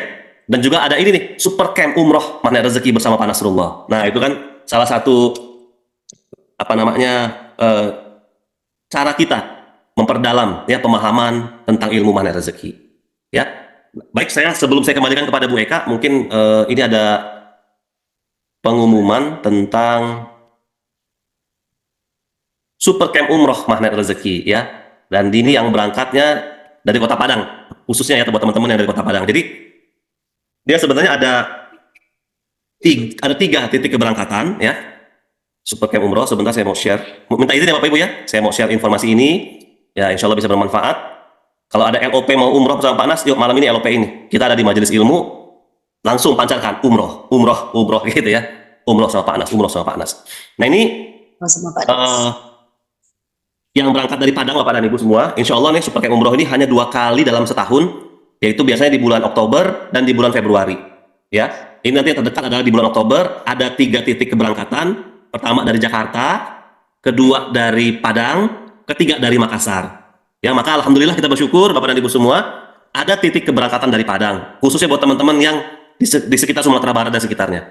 Ya, saya rasa juga dari Pekanbaru oke lah ya ke Padang ya, dari Pekanbaru ke Padang, dari Bengkulu ke Padang, dari Jambi ke Padang ya, saya rasa oke lah. Kemarin kami dari Jambi ada bus transport ekspres yaitu bus baru ya. Lumayan nyaman kok ya, karena dia duduknya tuh ada leg restnya gitu ya, berangkatnya malam sehingga nggak kerasa gitu. Jadi saya rasa oke lah untuk teman-teman kalau ada niatan mau super camp umroh bersama Pak Nas, pilih berangkat dari Padang ya, pilih berangkat dari Padang. Ini keberangkatan dari 22 Oktober sampai dengan 4 November ya. Jadi nanti hotelnya bintang 4, ini pilihannya ada antara Sanabel atau Grand Plaza atau Ritz Al Madinah. Lalu di Mekahnya ada Azka Sofa, ada Elaf Masair sama Le Meridian ya. Jadi ini maksudnya apa nih Pak? Ada quad, triple, double. Quad ini maksudnya sekamar berempat, triple sekamar bertiga, double sekamar berdua ya. Jadi 1 plus 13 hari, jadi total 14 hari. Kenapa plus? Karena ada perjalanan. Jadi perjalanan pulang kita itu memakan waktu plus 1 hari ya. Kita naik pesawatnya malam jam 10:30 malam, lalu sampai di Padang lagi keesokan harinya gitu ya, sore. Nah kemudian juga ini Bapak Ibu sudah termasuk 1 hari training ya. Nih, training dan manasik haji 1 hari sebelum keberangkatan. Ini harganya udah termasuk. Nanti kita berangkat tanggal 23. Nah, jadi dua-duanya kita ada training dulu dan manasik di Kota Padang. Nanti ada di hotel, akan diberitahu kemudian. Itu seharian. training magnet rezeki plus manasik seharian, dan itu akan hybrid dari Jakarta. Ya, akan hybrid dari Jakarta, langsung bersama Pak Nas dan tim dari Jakarta. Kemudian malamnya akan menginap di hotel itu juga. Dan itu sudah include, Mbak, nggak ada biaya tambahan lagi. Langsung menginap malamnya di hotel itu, untuk kemudian besok paginya kita berangkat. Ya. Nah, yang flight dari Padang ini, berangkatnya dari Padang pakai Lion Air, maka dia akan transit di Kuala Lumpur. Ya, dia akan transit di Kuala Lumpur, lalu langsung ke Jeddah. Nanti dari Jeddah naik bus ke Madinah, lalu di Madinah kita akan kumpul bersama-sama rombongan yang lain dari Jakarta dan dari Makassar. Akan ketemu sama Pak Anas, nggak? Jadi nggak usah khawatir akan dibeda-bedakan, nggak. Cuman titik keberangkatannya aja untuk memudahkan. Tapi di Tanah Sucinya akan terus bersama rombongan. Makanya hotelnya kan ada 3 pilihan nih, karena mungkin ada banyak ya. Ya ini semua hotel jamaahnya Super Camp Umroh Magnet Rezeki sama di hotel yang sama, mau dari Padang, mau dari Jakarta, mau dari Makassar, semua sama. Ya, jadi ini ada sebuah potensi Bapak Ibu. Pertama, secara harga lebih murah daripada Jakarta. Ya, ini ada yang Jakarta kayaknya. Sebentar, ini yang Jakarta nih. Nah, ya. Ini ada Jakarta nih. Kalau yang bintang 4-nya lihat ya. 37.500, 39. Jadi, saya hitung nih. Yang triple bedanya kalau berangkat dari Padang beda 1 juta. Lebih murah berangkat dari Padang. Ya. Jadi, sudahlah lebih murah 1 juta dari harga yang ditetapkan. Kemudian kita lebih hemat lagi. Kenapa? Karena kita nggak perlu lagi beli tiket pesawat dari Padang ke Jakarta. Itu aja kalau PP, katakanlah harga standar 1 juta rupiah, berarti kita udah hemat 2 juta untuk tiket pesawat. Tambah lagi tadi kan, dari harga yang berbeda 1 juta, 3 juta udah hematnya nih. Belum lagi nanti kalau misalnya biasanya nih, dari Tanah Suci kan banyak beli oleh-oleh gitu ya, kadang-kadang tuh suka overweight. Karena kita dari Tanah Suci ke Jakarta itu rombongan, biasanya nggak kerasa tuh overweightnya. Tapi begitu pulang, dari Jakarta ke Padang, karena itu tiket sendiri, baru ketahuan bahwa kita overweight. Dan biasanya kan keluar lagi biaya tambahan. Ya, jadi sebenarnya kenapa kita minta sama Pak Nas untuk buka titik berangkat dari Padang untuk mengakomodir itu, supaya teman-teman dari Padang lebih mudah ya, harga lebih terjangkau, kemudian ya lebih simpel aja gitu. Udah harganya lebih terjangkau, lebih simpel, ditemenin terus sama tour leadernya sampai kembali ke Padang lagi. Ya, jadi seru lah pokoknya ya. Nanti Bapak teman-teman semua bisa cek ya. Itu ada banyak sekali testimoni ya, umroh bersama Magnet Rezeki. Alhamdulillah.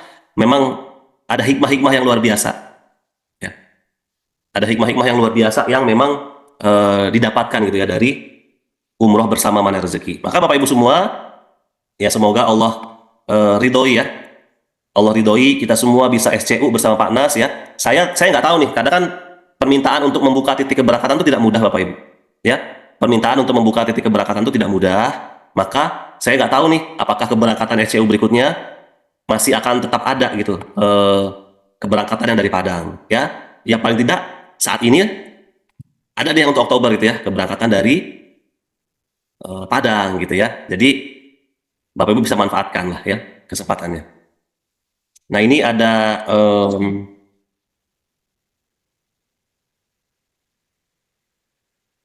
beberapa ini ya video, saya minta izin ya, mungkin boleh di share sedikit.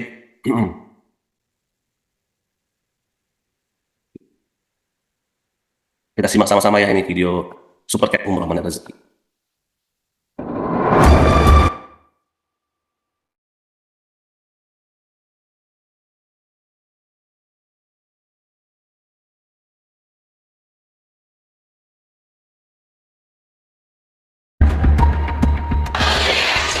Ayo kapan semua hari ini?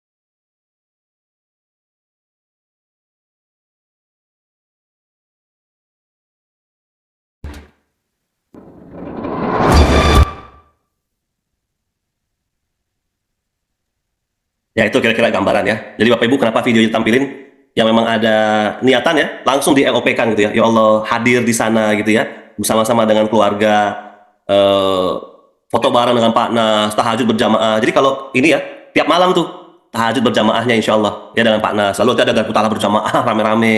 Lalu kajian-kajian mengenai rezeki. Kemudian nanti ada hikmah-hikmah di setiap tempat-tempat yang dikunjungi. Gitu ya, ada hikmah-hikmah dari Pak Nas. Yang semua nanti akan berbentuk audio. Ya, nah jadi nanti audionya kita dapat, kita bisa dengerin ulang gitu ya. Jadi seru. Jadi contohnya sewaktu-waktu mau pergi umroh lagi tapi nggak sama mengenai rezeki, ya audionya udah bisa kita dengerin ulang gitu kan. Jadi seru Bapak Ibu semua ya.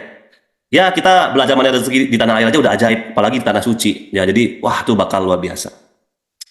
Ya itu yang saya mau sampaikan kepada Bapak Ibu semua.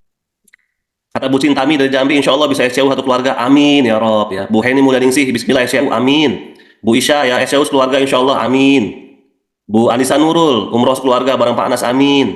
Lalu Bu Orin, saya berangkat bareng Pak Anas bulan Oktober, amin. Ya Bu Isya juga ya. Kemudian wah luar biasa ya.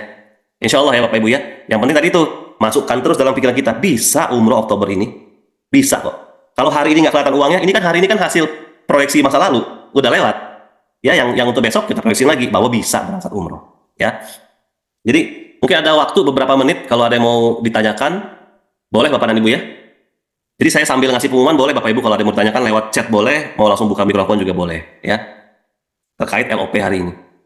Nanti juga insya Allah Bapak Ibu hari Bu Fatma Nipati berangkat umroh Oktober bersama keluarga besar, amin ya Rabbal Alamin. Ya, saya mau cek dulu ada ini nih. Dari Bu Fatma Nipati tadi udah ya. Ada Bu Leris mau umroh bersama mama, mertua, suami dan anak-anak, amin ya Allah. Bu Ningsih ya Bismillah mulai nabung untuk umroh bersama anak, amin ya Rabb. Bu Yeni juga, saya bersama suami dan anak berangkat umroh bersama, amin ya Rabbal Alamin. Lalu kata Pak Zainal Abidin, biar energinya beda kalau berbayar Pak. Oh iya benar. Memang energinya beda ya. Ya saya nggak perlu berbicara banyak lah, Bapak Ibu mungkin ngalamin. Ya kalau ada pertemuan atau ada hal-hal yang sifatnya kita dibayarin, yang maksudnya gratis gitu ya, dengan yang kita keluar sendiri, resource dari kita itu berbeda, insya Allah ya. Yang penting niat, yang penting niatnya ya. Niatnya sedekah untuk Ustadz Jati, sedekah untuk diri sendiri, ya sedekah untuk pikiran, ya niatnya sedekah. Ini nggak ada yang mau nanya nih, apa udah kemalaman? Maaf ya, saya jadi ngomongnya kebanyakan. Boleh saya tungguin sebentar ya, silakan kalau ada yang mau Bismillahirrahmanirrahim. Gitu. Dari Bu Aning dari Sumbawa, gimana Pak agar LOP tercapai? Apa ada pola-polanya? Ada Bu. Pola awalnya adalah kita ngeriset ya apa-apa yang isi pikiran ini, gitu ya. Jadi kita mengubah pola, kan sebenarnya mengubah pola pikir, mengubah mindset. Tapi mulai dari mana? Mengubah kebiasaan. Sebelumnya kita selalu isi pikiran kita dengan misalnya tiap pagi nonton berita, gitu ya. Berita itu kan sekarang ya mohon maaf ya. Kadang-kadang kita harus sortir gitu loh. Walaupun judulnya warta berita, tapi isinya tuh kadang-kadang sudah tidak fair lagi gitu ya. Udah terlalu banyak. Ya saya orang komunikasi, jadi udah terlalu banyak hal-hal yang sebenarnya manipulatif. Jadi kita harus hati-hati. Nah, mulai dari polanya, pertama mulai dari mengubah kebiasaan tadi. Hati-hati terhadap apa yang kita mau masukkan ke pikiran kita. Ya. Lalu nanti begitu sudah mulai berubah, latih dengan disiplin kata, latih dengan wow keren gitu. Ya. Latih dengan itu polanya. Lalu nanti yang ketiga, begitu sudah terbiasa, Bapak Ibu akan ngerasain energinya gitu, bahwa Pak Feby tadi nunjukin video umroh sama Pak Nas, saya mau gitu, udah pokoknya mau aja, udah nggak kepikiran tuh hari ini keadaan lagi nggak mudah, nggak kepikiran. Yang namanya mau, kalau Allah ridho bakal dimudahkan sama Allah gitu. Jadi pola-polanya seperti itu, mulai dari menjaga apa yang kita mau masukkan ke dalam pikiran, melalui mata, melalui telinga, melalui indera penciuman, indera perasa, semua jaga baik-baik. Sehingga isi pikiran kita itu hanya yang baik-baik saja. Kalau isi pikirannya hanya yang baik-baik saja, maka pancarannya pun insya Allah akan yang baik-baik. Ya Bu ya? Gitu ya, dari tadi si Bu Aning ya. Jadi Bu mulai dulu aja dari menjaga pandangan, menjaga apa yang dilihat, menjaga apa yang didengar gitu ya. Mulai dari situ dulu. Ya, karena tercapai itu nanti Allah ya, haknya Allah. Tapi sesuai janji Allah, kalau kita minta gitu ya dengan fokus, pasti tercapai kata Allah gitu ya. Gitu. Jadi nanti dia akan selaras tuh. Contoh nih, mau ya Allah SCU sekeluarga, hati tuh udah nggak berontak gitu. Apa iya bisa? Ya hati berontak gitu ya. Pikiran bilang mau SCU sekeluarga, hati berontak. Mana bisa? Ini aja utang belum lunas gitu ya. Nah, nanti ciri-cirinya adalah begitu sudah kita latih ya, akan selaras dia. Mau SCU sama Pak Nas sekeluarga, hati udah wow, keren gitu. Selaras dia. Ya, gitu ya. Jadi gitu ya Bu Aning ya. Lalu Bu Leris, yang online ada siaran ulang untuk nonton semua keluarga lagi. Ada Bu, nanti ada insya Allah diberikan link rekamannya ya, untuk bisa disimak ulang. Bu Orin, saat LOP Umrah Oktober berarti kita memikirkan bahwa kita sudah berada di Mekah ya Pak Febri, sambil doa dengan Allah mudahkan ya Allah. Benar banget Bu. Jadi LOP yang paling tepat itu adalah seolah-olah dia sudah terjadi gitu. Ya. Jadi LOP nih dengan Pak Nas udah kepikiran tuh, lagi tawaf gitu ya, pakai baju ihram, depannya Pak Nas lagi labbaik Allahumma labbaik gitu lah ya. Pokoknya udah begitu auranya. Sehingga akhirnya hati tuh, wah ya Allah bahagia banget, sampai merinding gitu ya. Wah itu tuh. Ya, jadi benar Bu. Bayangkan udah. Kalau misalnya untuk lunas, bayangin udah lunas gitu loh. Ya, udah terjadi transaksi, misalnya di bank gitu ya. Bapak Ibu udah datang ke bank bawa tas isi uang, lalu ada tanda tangan, tanda bahwa pelunasan hutang gitu ya, udah tanda tangan gitu, sampai sebegitunya.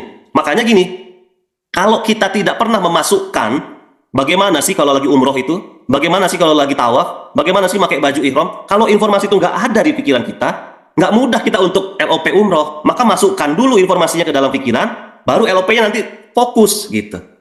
Video yang saya sampaikan tadi termasuk cara memasukkan informasi tentang Supercamp umroh ke dalam pikiran. Sehingga begitu kita ber-LOP, mengingat video tadi, langsung cus, LOP, mau ya Allah gitu. Tapi bisa paham ya? Paham ya polanya ya? Gitu Bu Orin.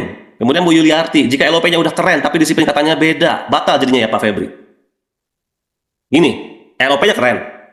Tapi kan kata-kata ini kan terdengar sama telinga. Ya, jadi kalau kita nggak disiplin kata, kedengaran sama telinga, masuk lagi ke pikiran. Berarti kita masukin sesuatu yang nggak baik ke pikiran melalui kata-kata kita. Yang saya bilang tadi, gimana LOP-nya mau bagus kalau kata-katanya aja nggak disiplin gitu kan? Akhirnya pikiran kita penuh lagi dengan kata-kata yang tidak positif. Akhirnya LOP-nya jadi nggak positif lagi. Begitu terus selanjutnya. Maka LOP ini akan bersandingan erat dengan disiplin kata. Ya, LOP akan bersandingan erat dengan disiplin kata. Jadi Bapak Ibu, contoh kami ada kelas tuh tentang menyusun doa dengan disiplin kata. Itu sebenarnya hanya penggalan akhir dari kelas LOP. Saya sama Bu Eka sebenarnya ada kelas LOP yang panjang gitu ya, namanya Quantum Activation. Cuma kadang-kadang kita mau ngadain kelas itu secara detail seperti ini lagi nggak mudah. Ya, maka yang mudah adalah penggalan akhir dulu aja, yaitu menyusun doa dengan disiplin kata. Nanti insya Allah batch berikutnya menyusun doa dengan disiplin kata tuh kita akan dalemin lagi tentang LOP sehingga matching antara LOP dengan disiplin kata. Jangan sampai Pak LOP udah keren tapi ini masih nggak bisa dijaga. Waduh. Ya kalau bahasanya Ibu tadi batal gitu ya, ya bolehlah kita bilang batal. Kenapa? Karena kita isi lagi pikiran kita dengan hal-hal yang nggak positif. Ya, isi pikiran yang nggak positif itulah yang membatalkan LOP-nya. Karena LOP-nya akan sesuai dengan dominan isi pikiran. Gitu ya. Maka hati-hati dengan apa yang dipikirin. Ya, nah ini contohnya nih, gitu ya. Jadi sebenarnya akhir dari LOP saya tadi itu selesai ini. Disiplin kata, dia akan selaras gitu loh ya. Udah nggak ada lagi yang namanya utang, yang ada amanah ya. Kemudian sebentar. Ada amanah ya. Kemudian ini nih. Miskin, nggak ada lagi tuh. Saya mah miskin, saya nggak ada ya. Yang ada adalah saya kaya, gitu ya. Saya kaya karena Allah, gitu ya. Allah maha mengkayakan. Allah maha kaya dan Allah maha mengkayakan. Karena saya hambanya Allah, maka saya pasti ketularan kayanya gitu. Karena Allah maha pengasih, maha penyayang. Saya kaya, gitu. Ya. Kemudian, nah ini ya. Akhirnya apa? Nasib kita adalah hasil dari fokus pikiran kita. Nasib kita adalah hasil dari fokus pikiran kita. Bagaimana pikiran bisa fokus?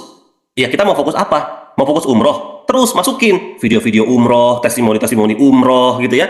Bagaimana suasana di Mekah. Ya kalau punya TV Mekah itu ya, TV Mekah yang 24 jam nayangin kondisi di dalam Ka'bah gitu ya, di dalam Masjidil Haram, putar itu terus di rumah. Sehingga otak kita isinya itu umroh gitu ya.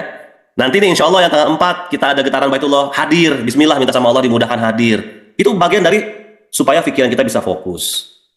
Gitu Bapak Ibu ya. Maka seperti itu kira-kira. Lalu kata Bu Vipin, kalau mau LOP sehat apa aja yang harus dikerjakan? Ya mulai dari isi pikiran.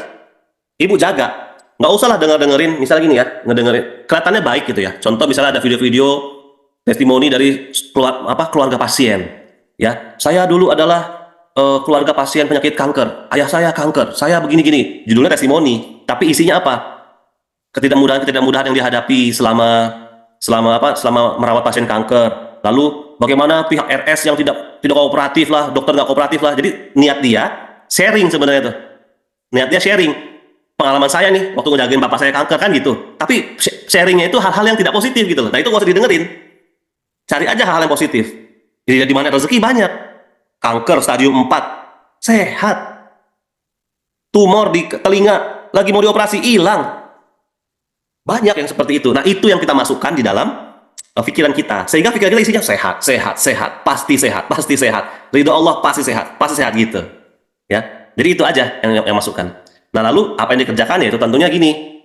Ya ada ikhtiar-ikhtiar kita ya. Selain dari LOP, pikiran, ya lakukan apa yang begitu LOP kita tuh sehat, dia akan mendorong kita, dia akan ngedrive kita untuk melakukan hal-hal menuju sehat gitu.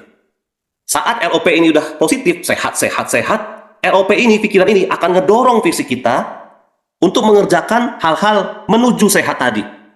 Jadi mulai dari itu dulu aja, Bu. Mulai dari LOP dulu aja. Sehat. Hanya nonton video-video atau tulisan-tulisan orang sehat. Nggak usah nonton lagi. Oh, bagaimana kisahnya merawat, bagaimana ketidakmudahan selama merawat, nggak usah tonton lagi. Tonton aja yang sehat gitu. Mudah. Jadi insya Allah dengan begitu, LOP sehatnya jadi kuat, tajam ya. Gitu. Itu ya Bu Vivin ya, dari Jogja. Oke, baik Bapak dan Ibu semua, mohon izin karena waktu mungkin sementara kita sudahi dulu pertemuan kita malam hari ini. Insya Allah ya, menjadi amal soleh untuk kita semua dengan hadir di majelis ini. Insya Allah juga jadi penuh keberkahan untuk kita. Kita sudah mulai mengisi pikiran-pikiran kita dengan hal-hal yang positif. Kita isi dengan hal-hal yang baik. Sehingga nanti insya Allah LOP-nya, pancaran pikirannya akan fokus pada hal-hal yang baik-baik. Sehingga akhirnya hal yang baik-baik itulah yang kemudian menjadi nasib kita. Insya Allah. Ya, saya minta maaf Bapak dan Ibu. Oh ada satu lagi dari Bu Yeni. Oke. Apakah LOP bisa dilakukan untuk orang lain? Misalnya untuk anak? Boleh Bu. Saya kepingin anak saya sekolahnya lancar, berprestasi. Ibu yang LOP kan tuh. Ya, tonton video-video anak-anak berprestasi, bagaimana pola orang tuanya gitu. Boleh LOP gitu. Tambahkan dengan garpu tala. Ya kuatin lagi tuh supaya hatinya tenang. Garpu tala. Ya Allah, aku kepingin ya Allah anakku berprestasi ya Allah gitu ya. Buka Quran. Nah, lalu kalau ada hal-hal yang tidak mudah ya sholat taubat. Mungkin tidak berprestasinya anak kita hari ini karena ada perisai rezeki kita. Ada dosa-dosa masa lalu yang kita lakukan gitu. Jadi kan enak ya Bapak Ibu ya. Ilmu mana rezeki ini enak. Muternya di situ-situ aja. Jadi apakah boleh LOP untuk orang lain? Boleh. Kita yang ber-LOP untuk anak kita. Apalagi anak nih yang memang di dunia kuantum tuh udah satu sama terhubung. Insya Allah ya, doanya ibu itu dahsyat. Ya, dahsyat. Jadi kuatkan tekad ya, penuh semangat, doakan anak kita. LOP kan apapun yang kita kepengen untuk anak kita. Khususnya untuk anak nih Bapak Ibu ya. Doanya ibu tuh dahsyat, percayalah. Doanya ibu dahsyat. Mau tahu dari mana? Itu maling kundang. Ibunya cuma bilang, "Kuku tuh kau jadi batu." Jadi batu beneran gitu. Itu kan tanda kalau doanya ibu itu dahsyat. Tapi hati-hati. Ya, hati-hati. Karena dahsyat, maka hati-hati. Pastikan kita hanya mendoakan yang baik-baik saja. Pastikan kita hanya ber-LOP yang baik-baik saja. Karena apa? Karena dahsyat, maka hati-hati. Oke ya Bu ini ya. Dan juga untuk para ibu nih yang ada di ruangan ini. Oke. Bu Leri, sehat selalu Pak dan Bu Eka. Amin ya Allah ya. Lunas amanah, umroh, anak soleh, solehah 30 juz. Amin ya Rabbal Alamin. Amin ya Rabbal Alamin. Insya Allah segala LOP yang Bapak Ibu pancarkan pada malam hari ini ya.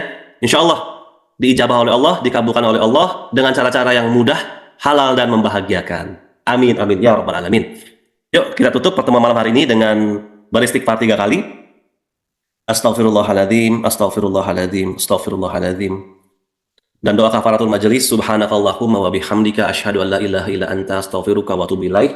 Saya mohon maaf Bapak Ibu kalau mungkin ada hal-hal yang kurang berkenan, kata-kata saya mungkin kurang santun. Saya minta maaf dan saya berterima kasih atas kehadiran Bapak Ibu semua. Ini ada Pak Mas Nur baru buka. Selamat malam Pak Mas Nur ya. Terima kasih banyak ya atas supportnya. Beliau luar biasa nih ya Pak Mas Nur, seorang sertifikat trainer mana rezeki dari kota Pekanbaru ya, tapi beliau melalang buana kemana-mana ya. Jadi Bapak Ibu yang ada dalam grup-grup beliau, dalam bimbingan beliau luar biasa nih ya. Bapak Ibu semua beruntung ya. Jadi tetap gitu ada dalam grup supaya dapat pembinaan yang luar biasa dari beliau ya. Gitu ya Pak Mas Nur ya, luar biasa. Makasih banyak Pak Mas Nur. Mohon maaf nih saya jadi nggak bukain mikrofon karena udah malam. Tapi boleh kalau ada yang Bapak Mas Nur mau sampaikan, silakan Pak. Ya, alhamdulillah luar biasa kajian malam ini terkait dengan LOP dan sebagai tambahan saja, ada yang bertanya tadi tentang disiplin kata. Ustaz Nasrul katakan bahwa disiplin kata itu seperti biji tasbih, ya kan? Jika semuanya sudah kita rapikan, tapi leadernya kata-katanya tidak bagus, ya biasanya semuanya akan menjadi tidak tertata rapi atau akan menjadi lepas gitu ya. Karena kita yakin dengan itu, maka itu harus disepakati. Walaupun sebetulnya hakikatnya sebetulnya bahwa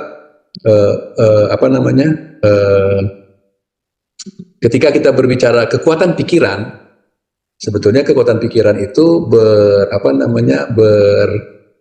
berhubungan dengan tidak hanya berhubungan dengan kita, tapi orang lain juga menggunakan kekuatan pikiran yang tidak seagama dengan kita gitu loh. Jadi orang di luar sana juga menggunakan kekuatan pikiran tidak seagama dengan kita dan tercapai juga gitu loh. Nah menangnya kita menggunakan kekuatan pikiran tapi ditambah dengan keyakinan bahwa ada Allah. Nah ini mungkin yang menjadi catatan penting itu. Orang-orang yang non-muslim kan juga menggunakan kekuatan pikiran. Workaholic itu kan dengan kekuatan pikiran dia, tapi tidak ada landasan agama. Kita menangnya ada kekuatan agama sehingga kita menjadi lebih kuat sebetulnya. Maka ini yang harus kita tata, kita polakan betul sehingga LOP kita tuh begitu teringat jadi. Kalaupun nggak begitu teringat jadi, mungkin bisa ya sehari, 2 hari, seminggu, tapi pasti jadi. Apa yang disampaikan oleh Pak Febri tadi itu sudah sangat luar biasa. Tinggal sekarang melatihnya. Karena memang tidak mudah melatih memancarkan energi positif, energi berlian itu tidak mudah. Karena sinkronisasi antara realita visual yang kita temui dengan dunia kuantum kita itu kalau belum terbiasa memang berlatih terus. Jadi terasa sedikit salah, astagfirullahaladzim. LOP-nya nggak benar dalam pikiran, astagfirullahaladzim. Nah ini, melatih ini mungkin yang perlu setiap saat terus kita budayakan. Nah yang paling bagus itu ya seperti ini. Pagi lihat ada Zoom, siang lihat grup, mana rezeki lagi, sore lihat mana rezeki lagi, malam mana rezeki lagi gitu loh. Jadi kita terbiasa dalam komunitas yang berpikir positif. Insya Allah mudah-mudahan pasti tercapai. Nah itu sebagai tambahan aja Pak Febri.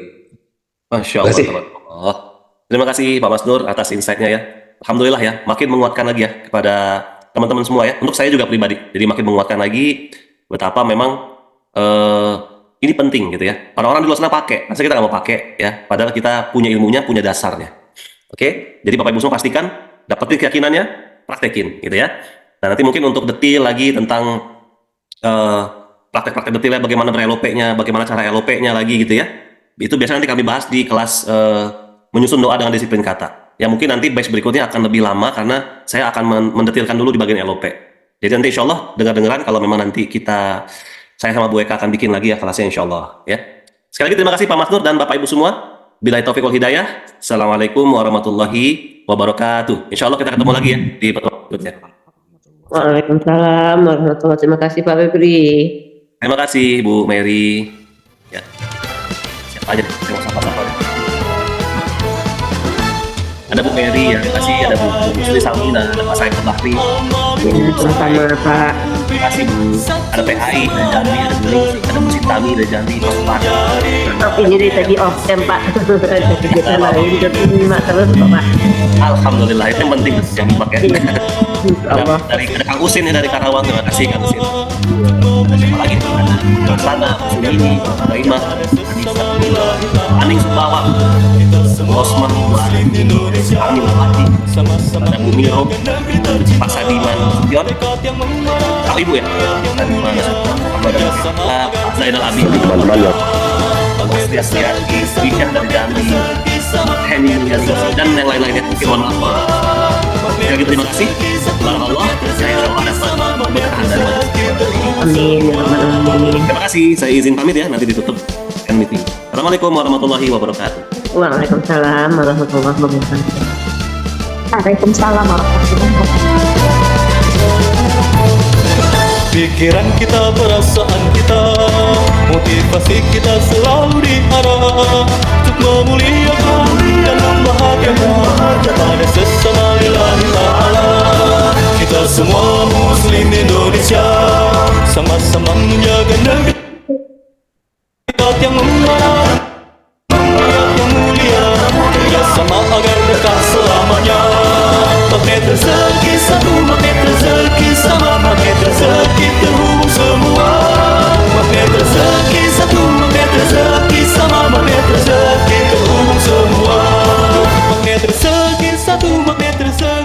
teman-teman yang belum subscribe dan baru saja menemukan channel ini, silahkan subscribe. Insya Allah Anda akan mendapatkan materi-materi yang terbaik dari channel ini. Insya Allah Anda adalah makhluk yang ajaib, tinggal kita sempurnakan faktor-faktornya.